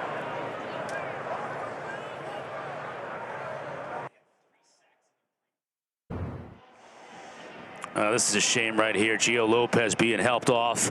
Can't put any weight on that left leg. He went straight into the locker room. So that is just terrible news for North Carolina in the final game of the year. Take another look at how he got hurt. Just gets rolled up on by Price and the edge rushers. Can't tell if it was that last. Right, it looked like it was that last one. His left leg got hung up underneath him. Not sure if it's ankle or knee, again. But yeah, you're right. It's caught up under him. It wasn't here. It was when right there underneath. You see the way that the lower left leg just gets caught up. Guy who's had to be tough all year, had the abdomen injury versus TCU to start the year, had to battle injuries for about a month, got healthier as the season went on, and that was a 315-pounder, Brandon Cleveland, who landed on him. So Max Johnson is in, and he completes his first pass. Gauze out of the backfield. He's tackled immediately by Caden Fordham, but at least Johnson completed his first throw, and they're going to have to rely on him the rest of the way. It's 4th down on this drive, though. Guy that's played a lot of football. Came in reserve during week 1 versus TCU when Gio Lopez went down, led him straight down to a touchdown. Obviously, coming in 3rd and long is a different story, but definitely a guy that has a lot of experience in the grand scheme of backup quarterback, certainly capable. Let's not forget, he was the starter at the beginning of the year last year and got injured in the opener against Minnesota. That ball off a player, but it's covered by Anderson, so it won't be an issue. You're watching the ACC on ESPN at the 9:30 mark of this 3rd quarter. We had a first half that just flew by. As both of these teams went on long, drawn-out possessions that drained the clock, but this second half hasn't been nearly as efficient for either team. Yeah, first half only 7 true possessions, one of which was a 3-and-out. Chris, you said it last drive, but every one of North Carolina State's drives the ball was illegally outside the last one, double-digit in plays. Because that man's playing at a high level. No interceptions is the thing that sticks out, and then you're not seeing it there. But I guess at the very bottom, his rushes, his legs have very much been a factor. Only had 1 punt in the first half. We've had 3 straight here in the second. Hollywood cuts it inside, has nowhere to go. It was an outstanding job setting the edge that time by Melkart Abujide.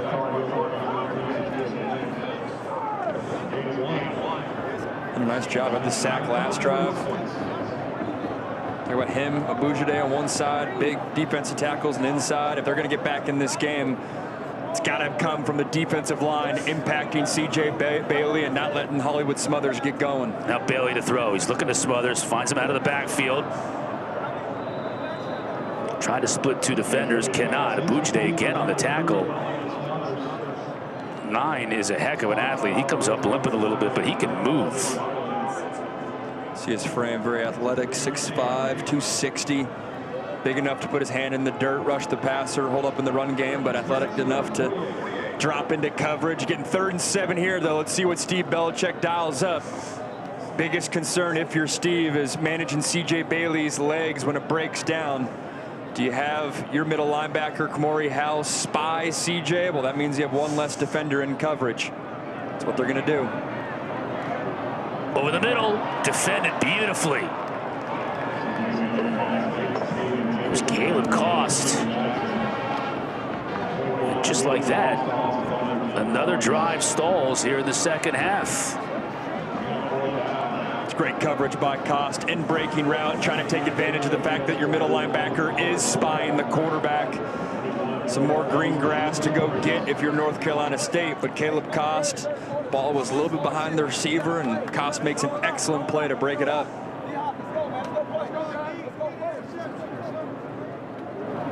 Noonkester again.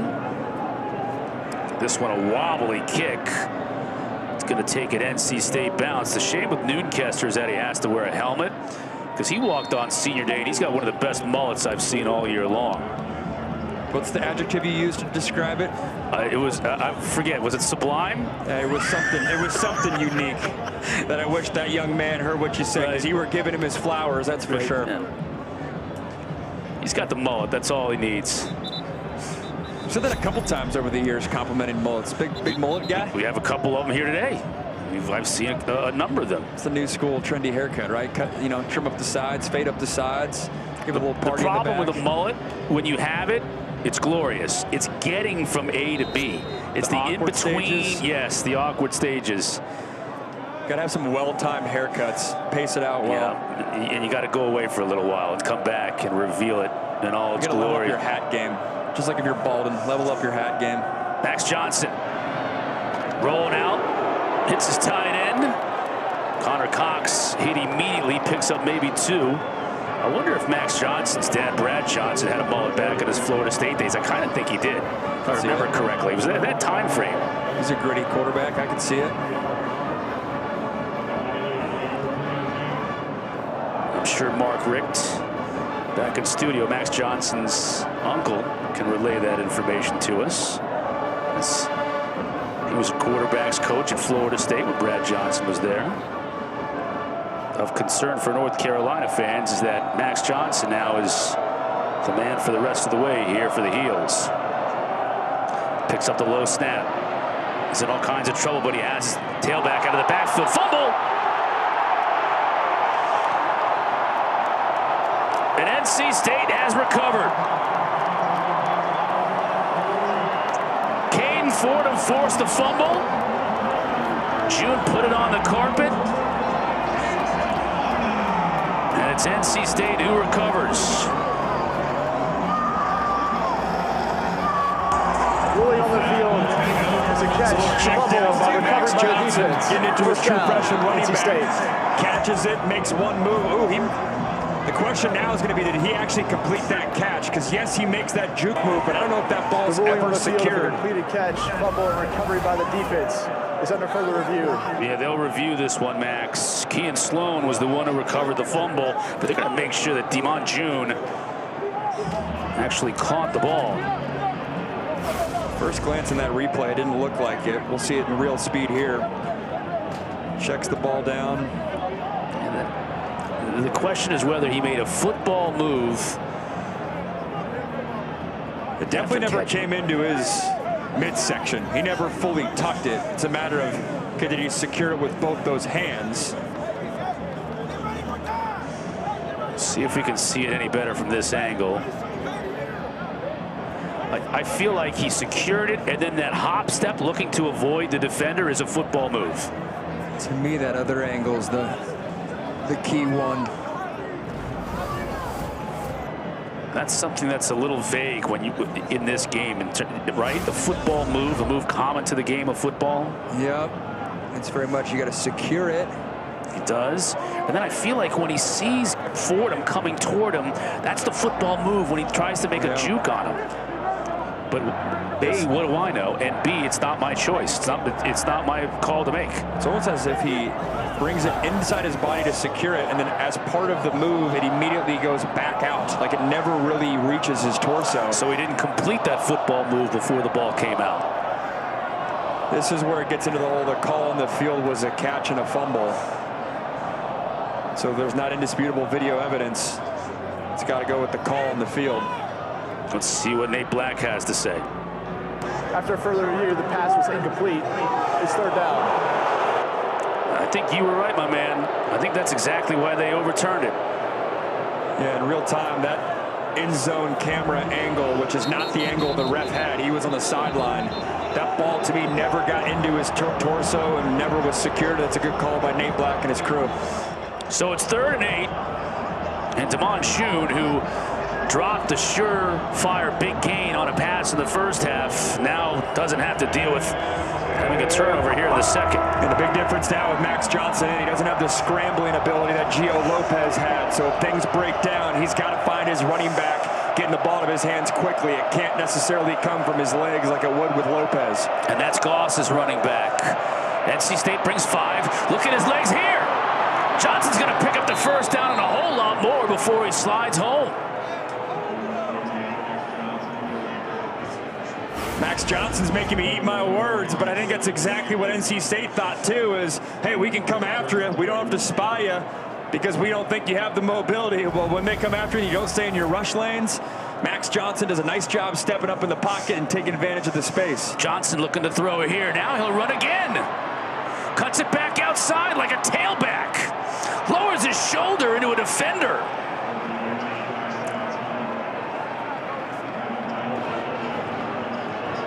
Back-to-back runs, trying to send a message. This is his last college football game. He's got nothing to rest up for. Lowering the shoulder, a man that's been well-traveled, had to deal with his own injuries. Giving it to the pack a little bit. 32 yards combined now on back-to-back runs. Looking to throw. Finds his man out of the backfield, down to the 40.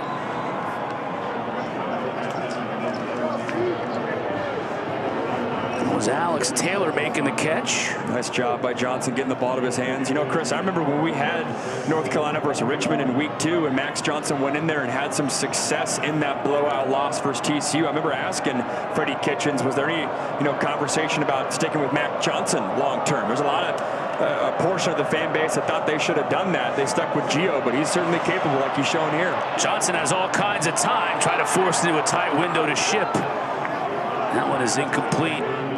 Good coverage by Brian Nelson, the second. It's an accurate throw, too. Ship's come down with that one a couple times beforehand. If North Carolina's going to unlock this offense, though, it cannot just be the Jordan Ship show. At this point, the North Carolina State or NC State secondary, they know where the ball is going. One of these other playmakers has to get going.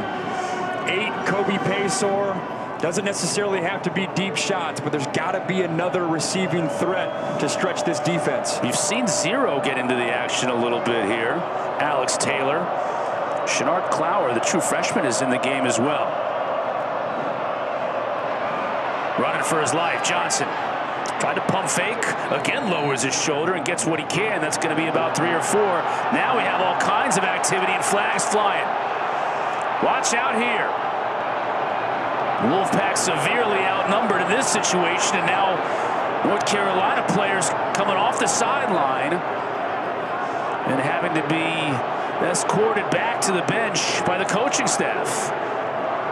And we'll see on the replay. I think Max Johnson might have tripped on his own or tripped on something on the sideline. I don't even think it was necessarily a push, but then obviously all the extracurriculars after that. That flag came pretty quick though.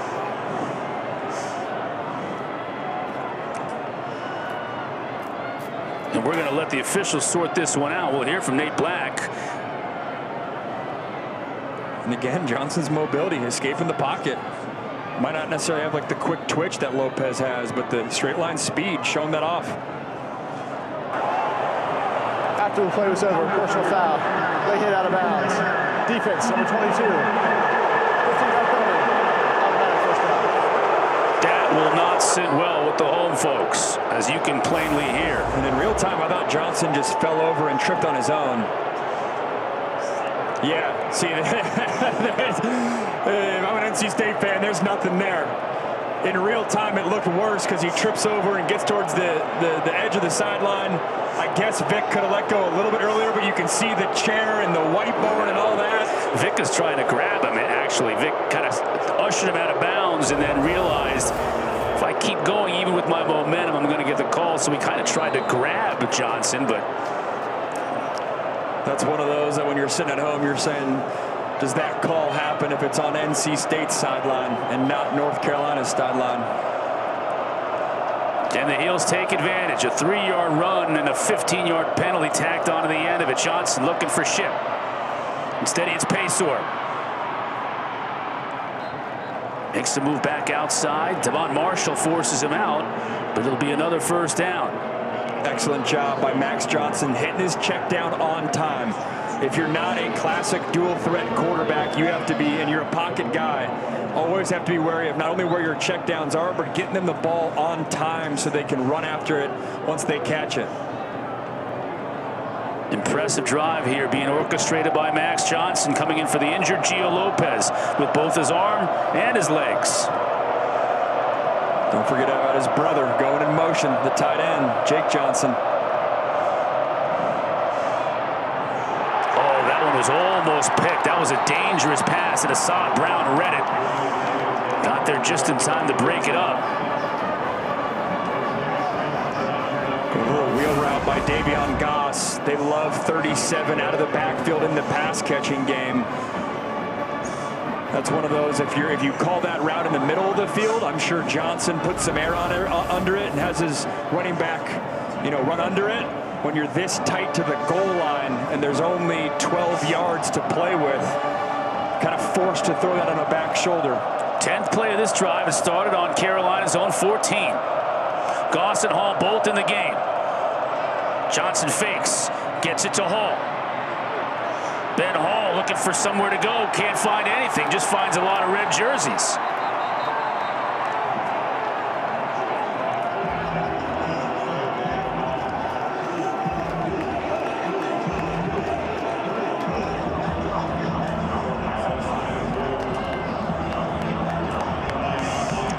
Talking offensive coordinator Freddie Kitchens this week. Talked about playing in the Alabama-Auburn rivalry, the Iron Bowl, when he was a quarterback at Alabama. And we asked him the difference between that rivalry and this one. And I was surprised to hear him say there's a lot more disrespect in this one. And he meant that in a good way. Just pure. These two teams really don't like each other. And I was like, more disrespect than in the Iron Bowl?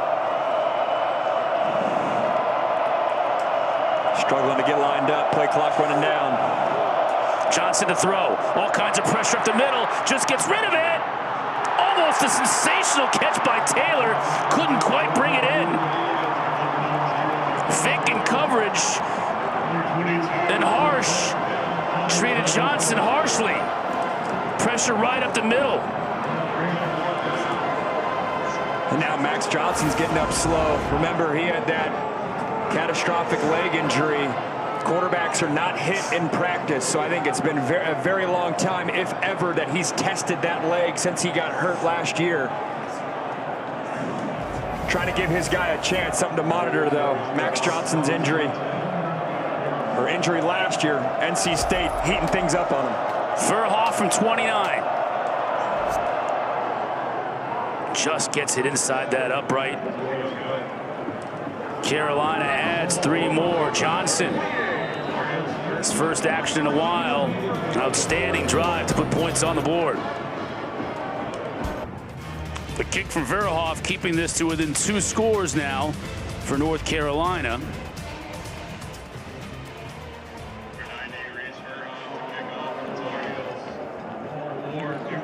It's a Carolina team now that's going to have to be without Gio Lopez. Their starting quarterback, Max Johnson, came in and directed that drive that ended in 3 points for the Heels. And for more on what's going on with Gio Lopez, let's send you down to the field and Ashley Stroline. Thanks, Chris. Well, the training staff just questionable with a left ankle injury. I appreciate that, Ashley. So questionable for Gio.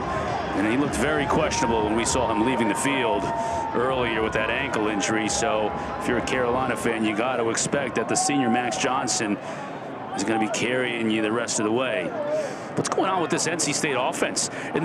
They've dominated the first half. Second half, 6 plays, 4 yards. Yeah, I mean, so much of the first quarter was C.J. Bailey's legs. That hasn't been a factor at all. And then North Carolina, to their credit, they've been making the contested plays. Their secondary's been competitive on the outside. Here's Duke powering his way forward.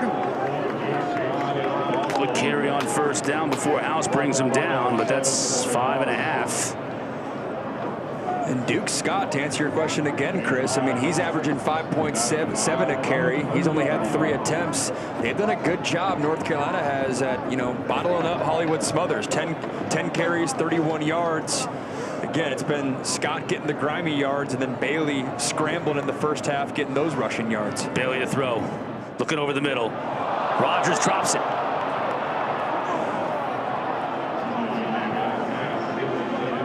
And man, did he have room to run. He catches that one. He might run for another 20. North Carolina gets mixed up in coverage. There was nobody on Noah Rogers. Transfer from Ohio State, once upon a time the #1 recruit in the state of North Carolina. In 2022, he got ahead of himself here. He probably could sense how open and how much green grass was ahead of him. 3rd down. Bailey rolls the pocket. Throws a strike. That was Teddy Hoffman, the true freshman. Coaching staff said we'd see a little bit more of him. Seeing the arm talent right there by C.J. Bailey. That was a bullet on the run. Throwing that right at his teammate's face mask, allowing Teddy Hoffman, like you said, the true freshman, to come down with a competitive catch. 7th wide receiver in this game with a catch. Now powering forward with Duke. Refusing to go down, and a late flag at the very end of that Duke Scott run.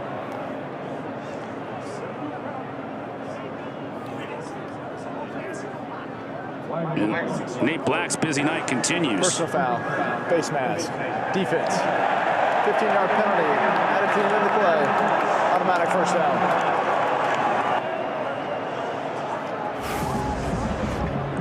Duke Scott just right up the middle, hits that A-gap hard, and then he's falling forward, carrying Tar Heel defenders. I didn't see the face mask. It was early, I think. I think it was that first contact at the line of scrimmage. The flag just came in a little bit later. Inside of 2 minutes in this 3rd quarter, this NC State offense, which had fallen asleep through the first 13 minutes of this 3rd quarter, now waking up. Duke Scott again inside the 35. So Scott has been the primary ball carrier on this drive. A little bit more physical. Even runs like that go such a long way. I mean, that feels like it stopped at the line of scrimmage, and he's fallen forward for 4-yard gain.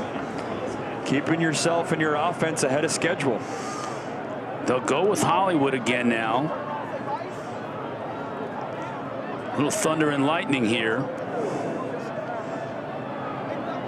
Thinking Scott softened him up a bit. Maybe 3 can hit him for a big gainer. Instead, Bailey will throw. Hollywood stays in the block, so Bailey has time. Incomplete. Flag again. Well behind the play. Teddy Hoffman was the intended receiver. At this rate, they might as well just leave the flag on the field. I think they're going to get Cost on this. Prior to the pass, holding. Defense, number 21. 10-yard penalty. Automatic first down. Cost doesn't believe it. It's Teddy Hoffman on a dig route, and I think we're going to get Caleb Cost tugging his jersey right when he breaks across towards the middle of the field. It's a tall task for this North Carolina secondary. Tar Heels are having to allocate a lot of defenders towards the box, not only to stop the run, but then also spy C.J. Bailey. It's one less defender you have in pass coverage, putting guys like Cost on an island. First down, the Wolfpack will scrimmage from the 24. Hollywood, nowhere to go. Can't even get back to the line of scrimmage. It's a great job by Smith Vilbert there. Big defensive end. North Carolina said this is the biggest defensive end I think we faced all season. Number 8 at 6'6", 285. Talked a lot about Melkart Abujade, pass rusher on the other side. Nice play by Vilbert there. Duke Scott back in for the Wolfpack after a loss of 1. Bailey's going to throw. Play action. Beautiful. Zip that pass right in there. Grimes makes the catch. Might be just a little bit shy of the first down as Allen again in coverage. How about the heat on that pass? And an accurate pass, too. Right at his face mask. That is the end of the third quarter. Pretty good, pretty tight coverage, but better throw beats that coverage. 3 in the books. NC State driving with the lead when we come back for the final stanza. See red here in Raleigh, start of the fourth quarter. And the red zone is where NC State has lived and lived well tonight. They've scored touchdowns every time they've been in the red zone, 4 for 4. And a big reason is that man right there, the 230-pound freshman quarterback. Blocker in front of him. Wilson inside the 5, still pushing the pile, still moving it forward and into the end zone. Touchdown, NC State. Flags are down on the far side of the field. What an effort by Will Wilson.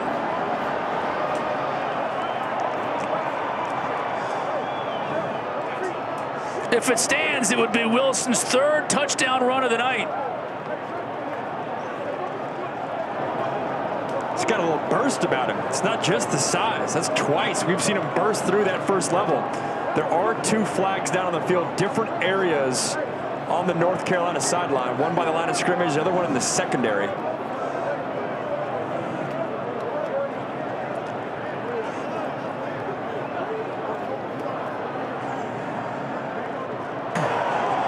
There are 3 fouls in the play, all by the defense. Offside, defense, that penalty's declined.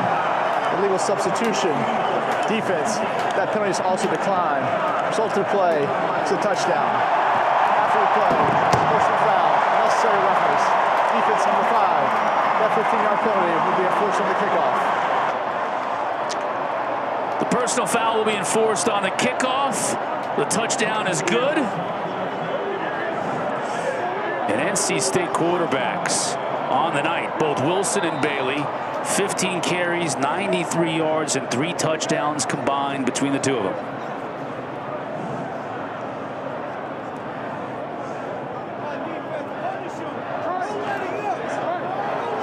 And 8 seconds into this fourth quarter, Vincent puts the 35th point on the night up for the Wolfpack. Dave Doran once had a guy by the name of Jordan Lynch, flirted with the Heisman Trophy there a little bit at Northern Illinois. He mentioned that to our meetings about Will Wilson's got a little bit of that to his game. can still pass, but man, is he a powerful runner. And the fact that that man is only a true freshman, yet he's running that hard behind an offensive line that's leading the way for him, putting his shoulder down, just more want to from a true freshman quarterback, and his buddies helping him get into the end zone. How about Justin Jolie showing he's more than just a pass-catching tight end? Look at him here leading the way along with Darius Johnson. It's a great point. Justin Jolie is making himself some money in this package because he's showing the NFL scouts, I don't mind getting dirty. I'm not just the athlete tight end that can make plays in space. I can get down in the run game as well. 5 touchdown drives on the night of at least 75 yards for NC State.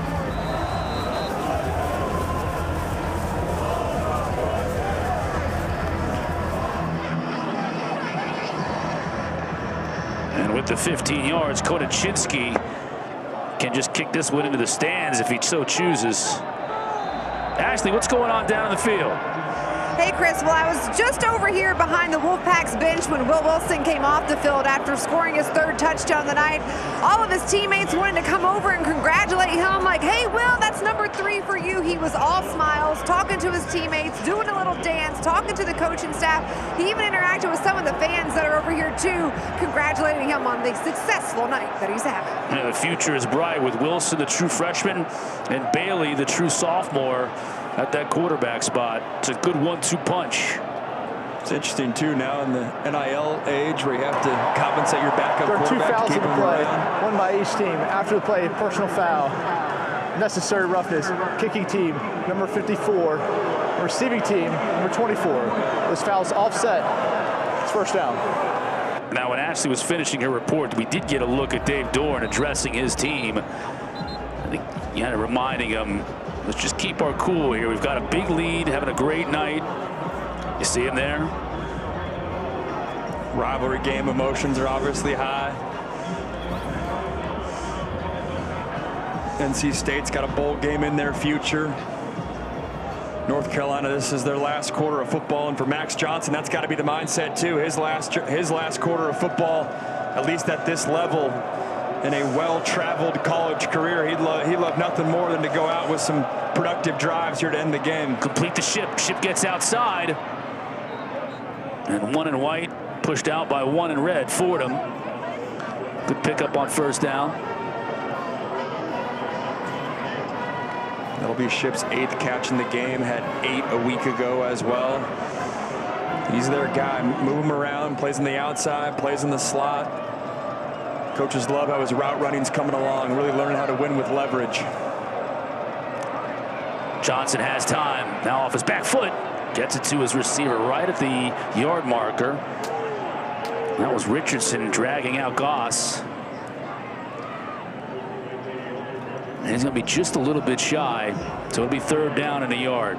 Can you imagine, Chris, going up against the high school offense of C.J. Bailey, Davion Goss, and Jeremiah Smith out wide? The Ohio State receiver? Good luck. That's why Chaminade Madonna outside of Fort Lauderdale down in South Florida was such a powerhouse in Florida high school football.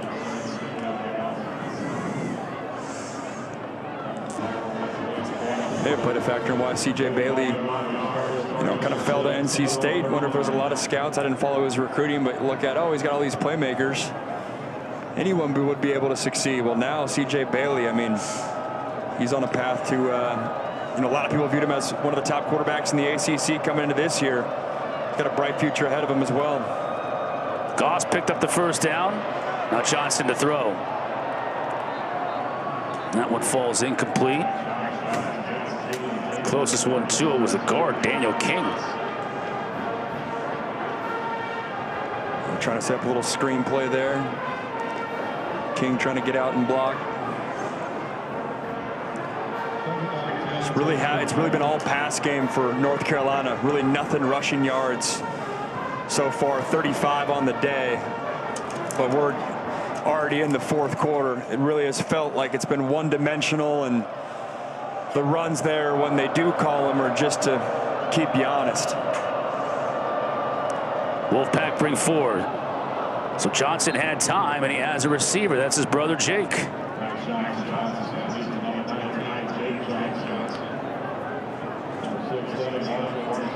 That'll move the sticks once again. It's usually the action we see with Justin Jolie from NC State, splitting your tight end out wide, matching them up one-on-one.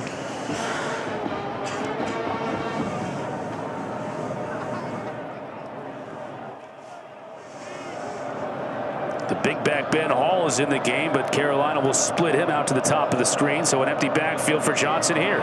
Now he comes the other way, can't find Johnson. Johnson and Johnson, that time misfiring.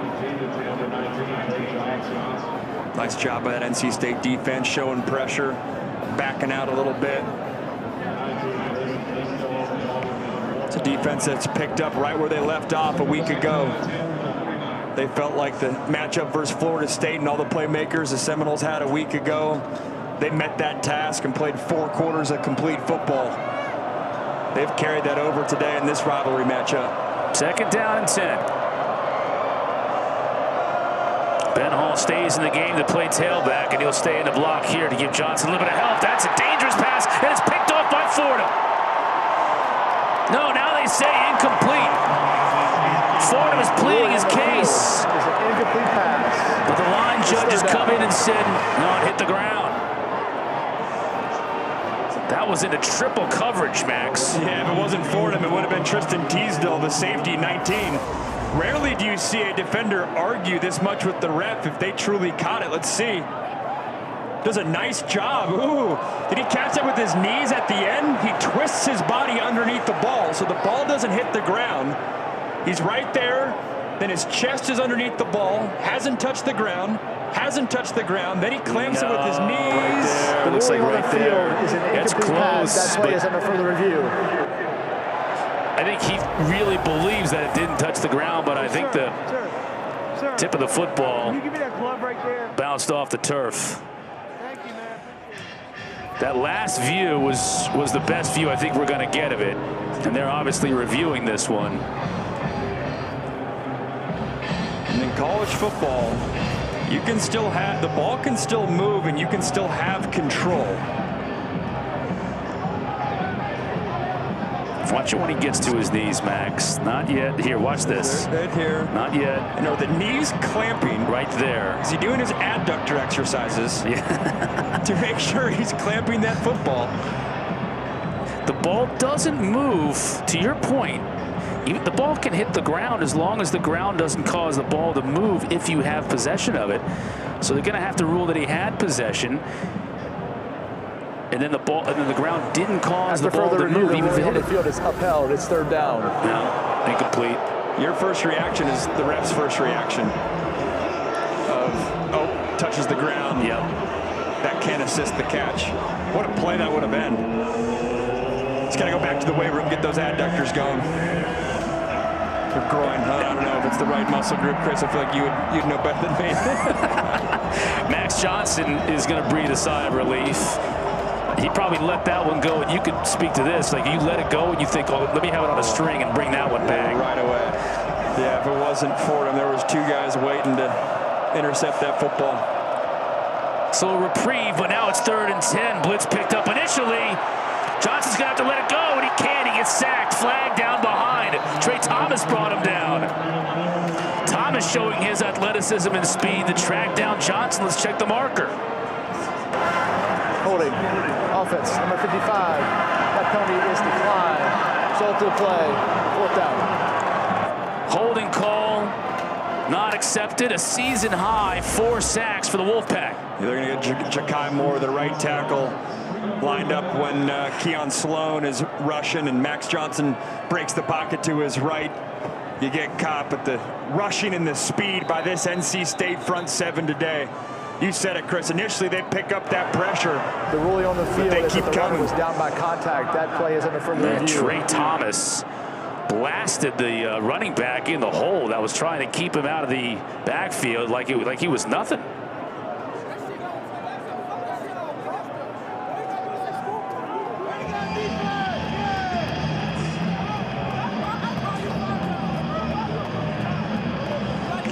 And this play is under review. I'm not exactly sure what they're reviewing here.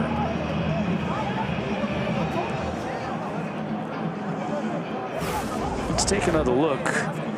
Did the ball come out? The ball came out. That's what they're reviewing. I thought he was down. He certainly landed awkwardly, Max Johnson did. Yeah, looked like the Gio Lopez land.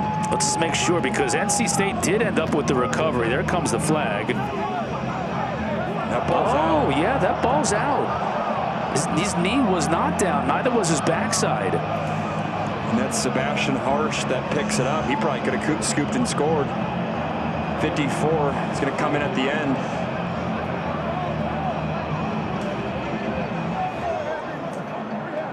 Which then is obviously a big field possession situation here if you're getting the ball. Backside is not down yet. Neither is a knee. And neither is an elbow. No, you're right. Yeah, the ball's out.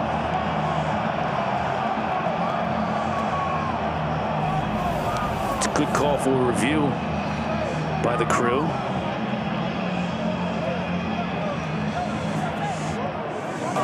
After further review, the ruling is a fumble with an immediate recovery by the defense. The holding penalty will still be declined. It's first down, NC State. What a play by the whole defensive line. Trey Thomas running Max Johnson down from behind, and then heads up play by Harsh, rushing after that football, getting on it when he was, looks like the only guy that realized that was a fumble. So on that drive, the interception that Caden Fordham thought he had was overturned, but NC State, the defense forces the turnover anyway and in much better field position.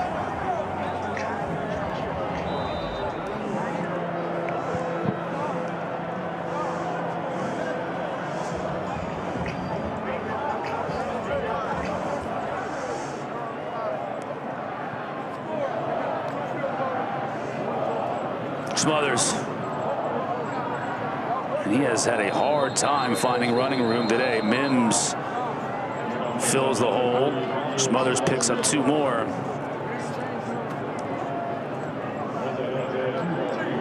For the back, hoping to go over 1,000 yards on the season today. He isn't anywhere near that number right now.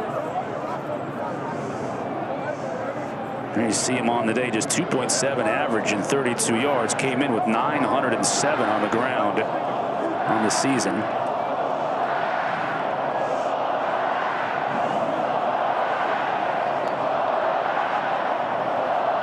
Quickly outside. Anderson trying to cut it back in. Picks up about 4. Holding. Offense. Another flag. 10-yard penalty. Still second down.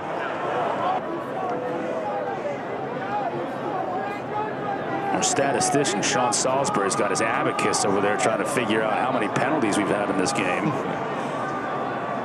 A lot in the second half, too. I mean, an absolute ton. How many total have we had, Sean? 15?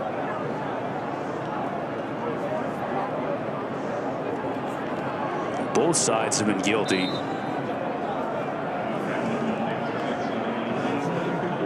Season high 114 penalty yards against North Carolina. We still have 11.5 minutes left to play. This penalty backs NC State way back. It'll be 2nd and 18. Bailey to throw. Again, quickly gets it out to Grimes. Can he shake a tackler? Cannot. Nice job by Dixon. Limiting the damage. It'll be 3rd down and 10. Talk about the future, too. Grimes is really the only senior receiver out there. The other guys are youngsters. We look at C.J. Bailey and a lot of these sophomore receivers. Joe Lee is obviously a weapon, and he's a senior. A lot of weapons that will grow into what you would think to be some big-time playmakers for the Wolfpack.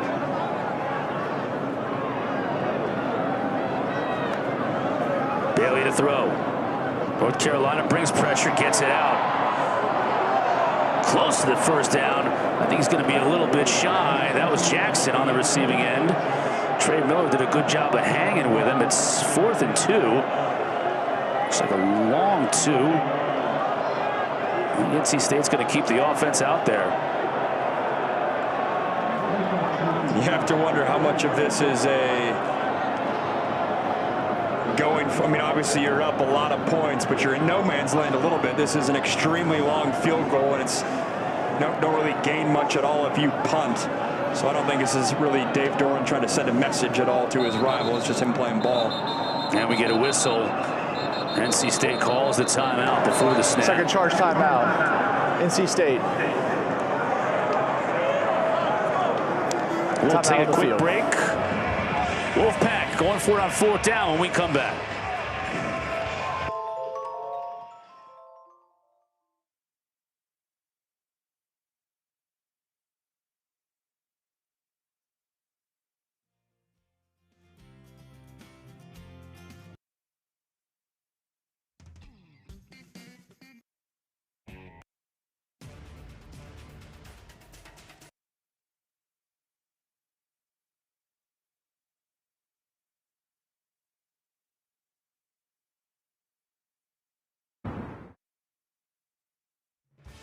(35-13) here in Raleigh. NC State facing a 4th down. Don't forget the 3rd annual ACC-SEC Women's Basketball Challenge begins Wednesday. Auburn and Syracuse at 5. Then Thursday night, SMU and Arkansas at 7 on the ACC Network. Made the change at quarterback again to bring in Will Wilson. He's the short yardage specialist. He's already scored 3 touchdowns on the day on the ground. Staying with him, easily picks up that 1st down.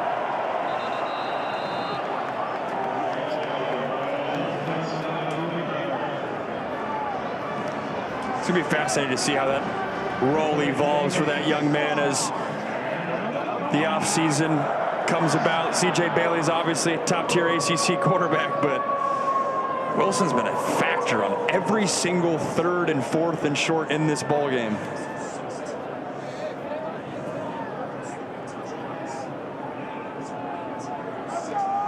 Back to Bailey and Smothers.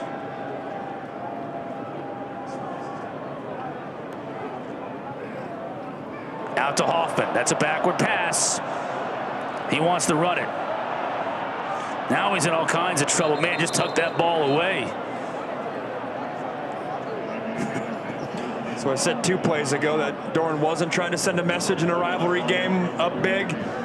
That is the exact opposite. That's trying to put it away and make no mistake about it. Who dominated this football game, calling a trick play, up this many points, only 8:39 left in the game. I was kind of hoping I could see what kind of an arm Teddy Hoffman had. I feel like from afar, that trick play needs to go on the back burner for about 5 years so people forget about it. Nowadays, it's so obvious to see the backwards pass. And when you're throwing it to the away sideline, they can just yell double pass. Down inside the 20, not quite a 1st down.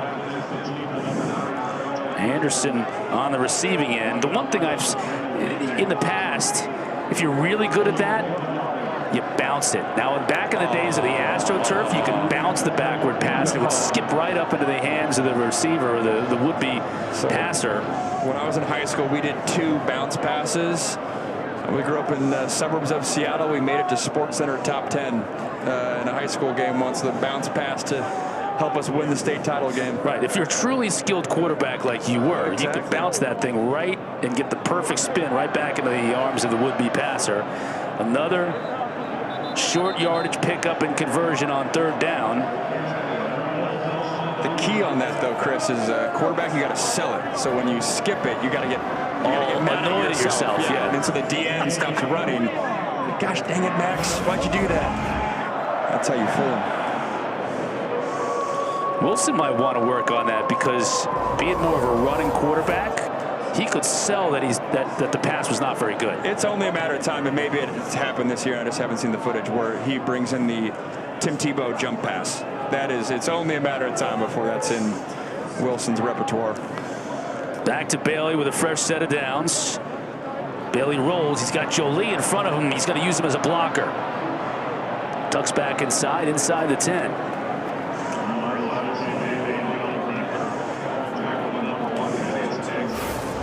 I mean it. Justin Jolie's making himself some money by how much he's blocking in this game. A willing blocker, fighting for his quarterback.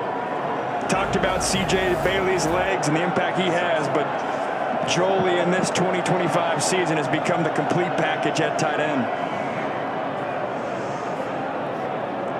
Jolie coming into the game leading ACC tight ends in receptions per game and touchdowns for a tight end with 6 through the air. Play clock winding down.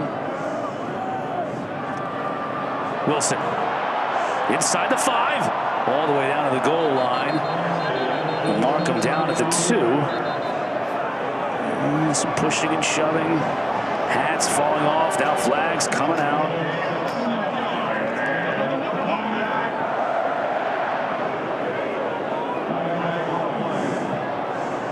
Some frustration for this North Carolina defense that has been on the field for a long time tonight. That's Bayer, Makai Bayer.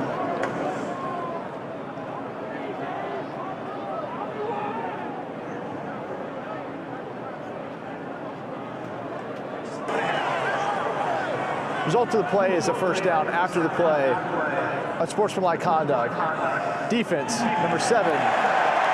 Offense, number 75. It's both first of the game. First down. House and Carter. The offsetting penalties, so they'll mark it down. The unsportsmanlike conduct foul for North Carolina is on number 4, his first of the game.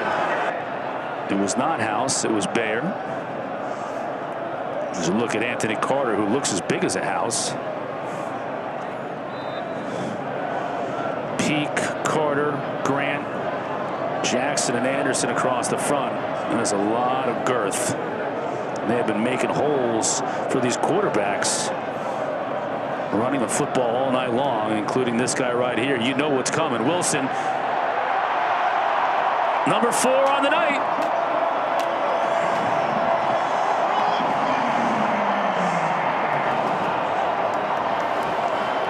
There has been no answer for this package from NC State and Will Wilson.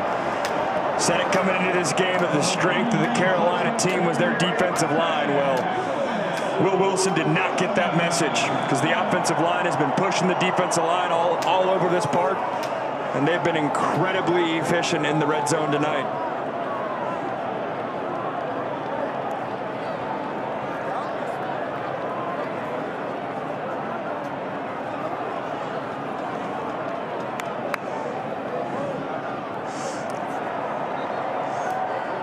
Feinstead adds the point.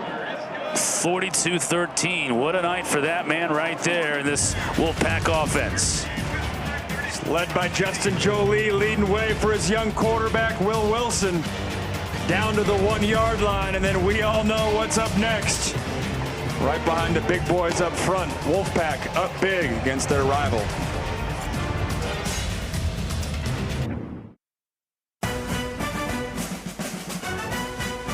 ACC Primetime Football is presented by ServPro, the #1 choice in cleanup and restoration. NC State's 42 points tonight, the most they've scored against North Carolina since 2003. 47-34 win. And Will Smith has been the big story tonight. Both he and C.J. Bailey definitely guiding this Wolfpack offense and doing it with their legs. 4 touchdowns, 115 yards on the ground between the two of them, and all 4 touchdowns coming from Wilson. Of course, there's another flag, this one on a kickoff. Free kick out of bounds. Kicking team. By rule, the ball is placed at the 35-yard line. First down. And we'll take a quick break. 5:34 left to go. All Wolfpack here in Raleigh.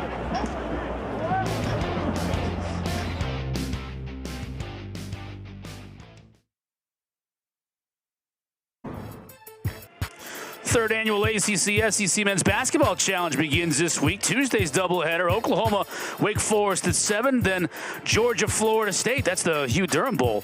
Wednesday, BC hosts LSU, followed by Mississippi State, Georgia Tech. Both are right here on the ACC Network, and of course, rolling on the ESPN app. North Carolina starting this drive with Ben Hall, the big back. Fired up about 8 yards from the line of scrimmage.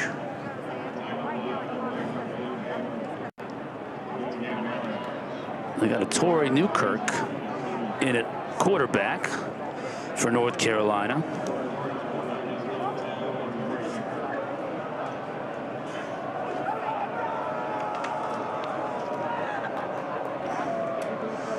And Newkirk here to throw. Pump fake. Just overshoots his intended receiver. That's Nathan Leacock. So North Carolina getting some players involved off the bench.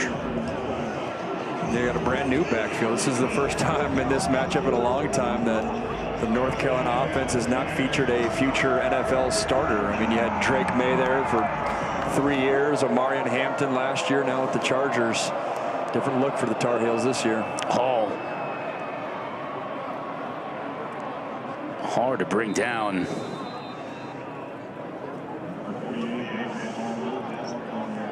Began his career at Michigan, and then North Cobb High School in Kennesaw, Georgia, just outside of Atlanta. So many new players on this North Carolina roster. It'll be interesting to see what they do in the next month ahead. We got the signing day next week for the high school class, which North Carolina has one of the largest classes in the country.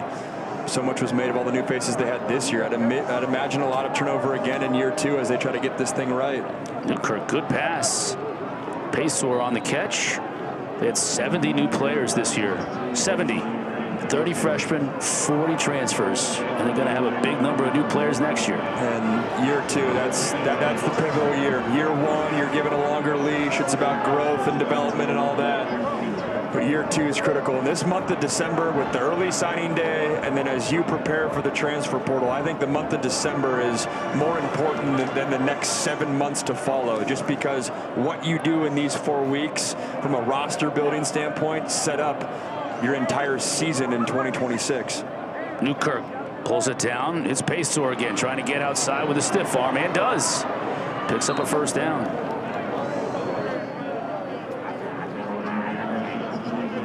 Pacor was one of those guys that was a carryover from Mac Brown's staff.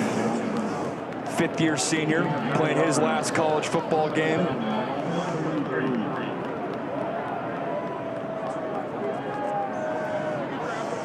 The drought for North Carolina in terms of winning an ACC continues. Their last ACC championship, 1980, when Dick Crum was the head coach.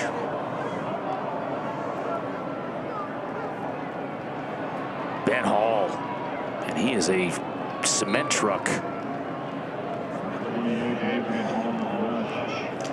Both these quarterbacks will be interesting to track in the offseason. C.J. Bailey, I think, you know, looking towards next year, will be one of the top quarterbacks in the entire country, not just the ACC, just from his skill set. And then Gio Lopez, you know, hopefully that injury is not anything significant, because if that's significant and it's I don't want to speculate, but miss a spring ball situation, that could set you back. Remember, Gio Lopez didn't have spring ball last year with this program, so that'd be vital for him. Staying with Hall. Hall up the middle. Showing some quick feet as well, getting inside the 20. In your mind, like what do both Lopez and Bailey, what do they have to do to make that next jump to get to the level that you're talking about as the top quarterback in the conference? Yeah, I think for Lopez, it's just, again, sticking in this same system. I feel like he had a lot of growth this past month, got a lot better, and if he got some more playmakers around him, I think he'd level up for C.J. Bailey. All the talent's there. It's just a matter of, can you be in full command and get your weapons, get your playmakers the ball as we take a break. Wolfpack up big.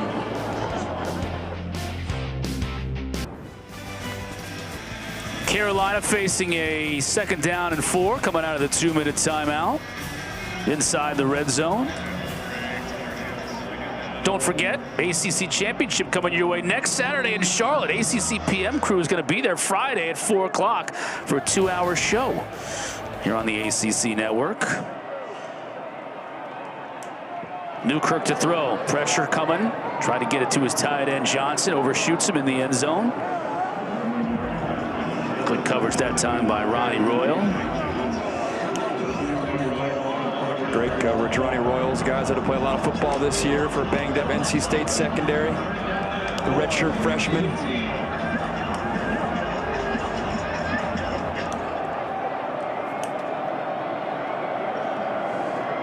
Newkirk with an empty backfield. Design quarterback draw, got a great block in front of him inside the 5, 1st and goal for the Heels.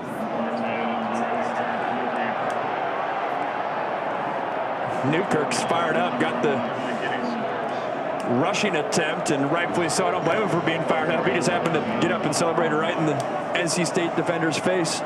Now under center, North Carolina looking to move quickly. They're going to hand it to Jalen McGill, who will get stuffed.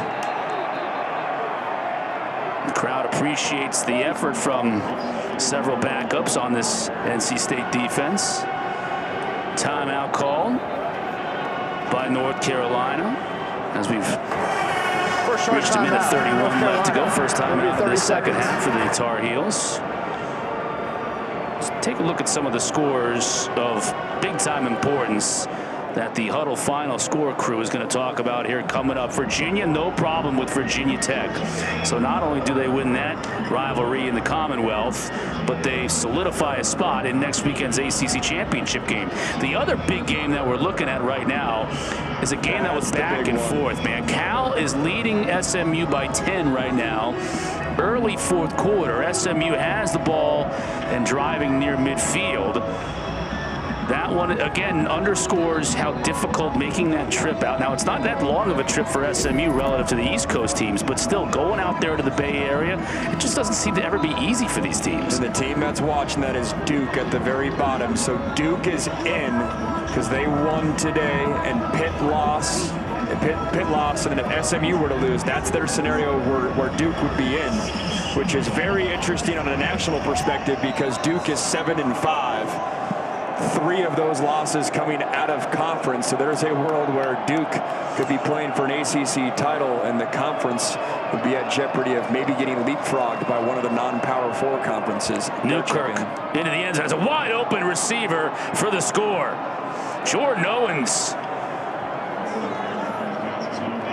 snuck around the edge, and the defense lost him, and Newkirk's fired up as he found the tight end for the touchdown.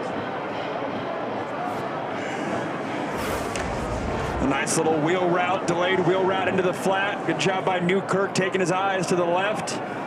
Forget that the tight end can leak out towards the right. Jordan Owens, usually they're blocking tight end. You can see why because of his big frame, gets in for 6. And it looks like Carolina's going to keep the offense out there to go for Dos. Brought to you by Dos Equis.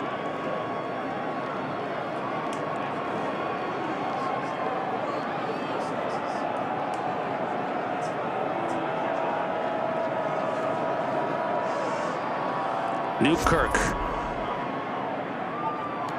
He and Ship just weren't quite on the same page. And that probably is because they don't really practice very much together during the week, do they? Yeah, what a 3rd-string quarterback is strictly scout team. You see Jordan Ship. Can't tell if he's chirping at NC State fans or the North Carolina sections close by as well.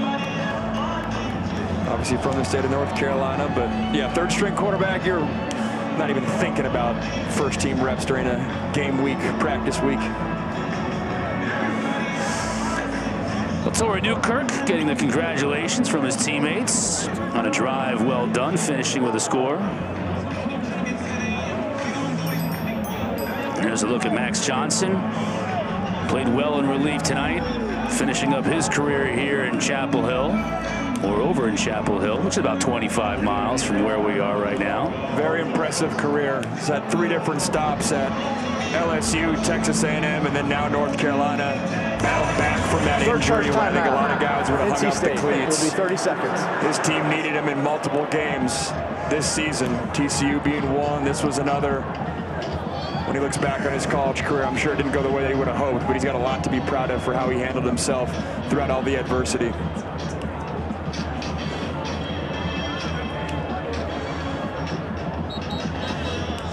Sure, it's a proud moment for Coach Ritt, his uncle, in studio back in Bristol. We're going to send it off to Kelsey's crew, the Huddle Final Score crew. They'll wrap things up as soon as we wrap things up here. They're going to keep a keen eye on what's going on out in Berkeley with SMU trailing by 10, needing to win that game to secure a spot in next Saturday's ACC championship game. If they lose, Duke will be heading to play Virginia. How about Tony Elliott? We had them week 1. Also, when you think about Tony Elliott as NC State corrals the onside kick, the faith that Virginia has had in Tony Elliott over the last few years. Yeah. To stick with him, building the program, doing it the right way, and all the fruits of that now coming to the fore as he takes the Cavaliers to the ACC championship game. And I think that's the test for every athletic director out there is, you know, when I played 10 years ago, it was win and loss record, right? It was very black and white whether or not you would retain a coach for the most part. Now it's on athletic director to really gauge, does your head coach, even if you're losing games, have the pulse of the locker room? And are you motivating guys to get better and improve? The answer for Tony Elliott in Virginia is obviously yes. But now in college football with so much turnover and you can flip your roster in one off season, you know, a team that can go 4-8 can go 8-4 just like that. Colson Fields carrying the ball. And again, pushing and shoving, flags.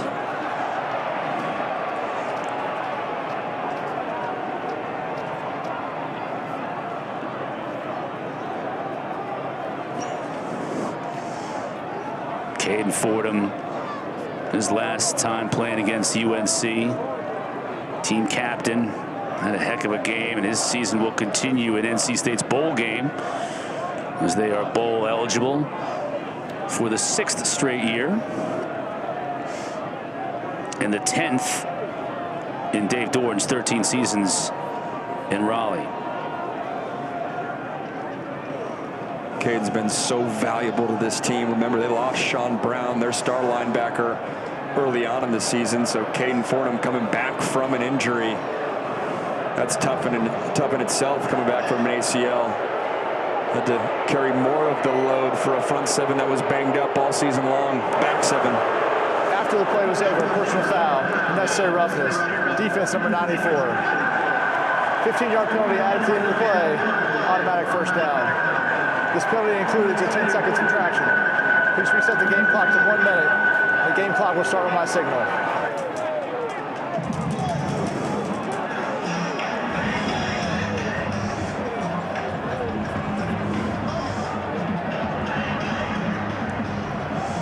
Ethan Rhodes coming in the game now for NC State.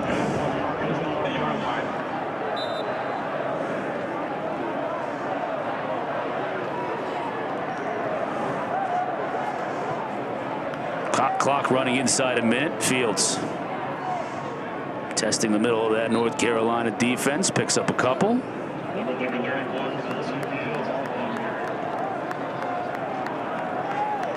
And NC State will have to snap it one more time. And this will be the 5th straight win in this series for the Wolfpack. And for Dave Doran. He becomes the only coach to ever do it himself 5 times. They've won 5 in a row, but it was over the course of 2 different coaches.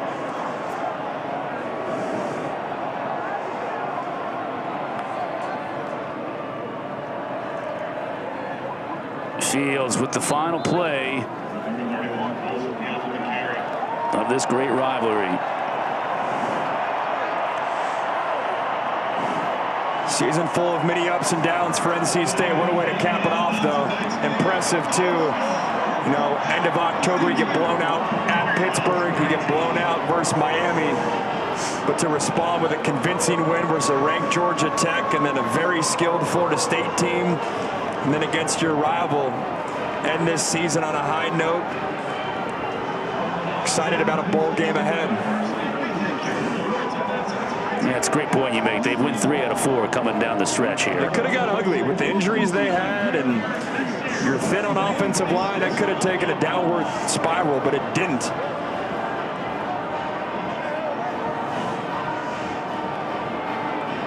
Let's send it down to Ashley Stroline. Thanks, Chris. Well, Coach Doran, 5 straight wins in your rivalry matchup against North Carolina. But what does a win like tonight mean for you and this program? Tonight's about the seniors, so I'm first of all really thankful to the players for how they played for those guys. And their last night in this stadium, the fans were awesome. The players showed up.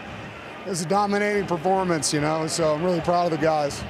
And speaking of players showing up, how about the freshman here, Will? What can you say about his performance? We talked today. I said impose your will on him. We started laughing when I said that. That's what he did. Well, Will, speaking of imposing your will, 4 rushing touchdowns, what went into your performance tonight? First and foremost, just want to give glory to God for allowing me to take the field with my brothers and get a win for them. That was for the seniors. That was for the seniors right there. And you're just a freshman, but getting a chance to see what this rivalry means and to maybe one day be a senior playing like you did for your brothers tonight. Sure thing. You're a freshman, but you got a chance to experience this rivalry tonight, send your seniors home with a win in their final rivalry game. What does that mean for you? It means everything. That's what it's about. It's not about us. It's not about individuals. It's about our brothers, you know. You know, just sending them out with a dub in the last game in Carter Finley. That's a blessing, yeah. All right, appreciate it, Will. Appreciate it, Coach. Go enjoy the win. Hey, Chancellor Hal, turn the red line on, big man. I don't even know what that means, but I love it. Love it. Got the rivalry win. Yep. Telling the boss man to light up something. Mm-hmm. And he makes the call when you get the dub against North Carolina. There's no question about that. Future is bright with C.J. Bailey and Will Wilson. Dominant performance by the Wolfpack tonight. Now they'll look forward to see where they're going bowling come bowl season. Lots to talk about in the league. We're going to send you to the Huddle crew to cover it all coming up next. Thanks for watching, everyone. We'll see you next time.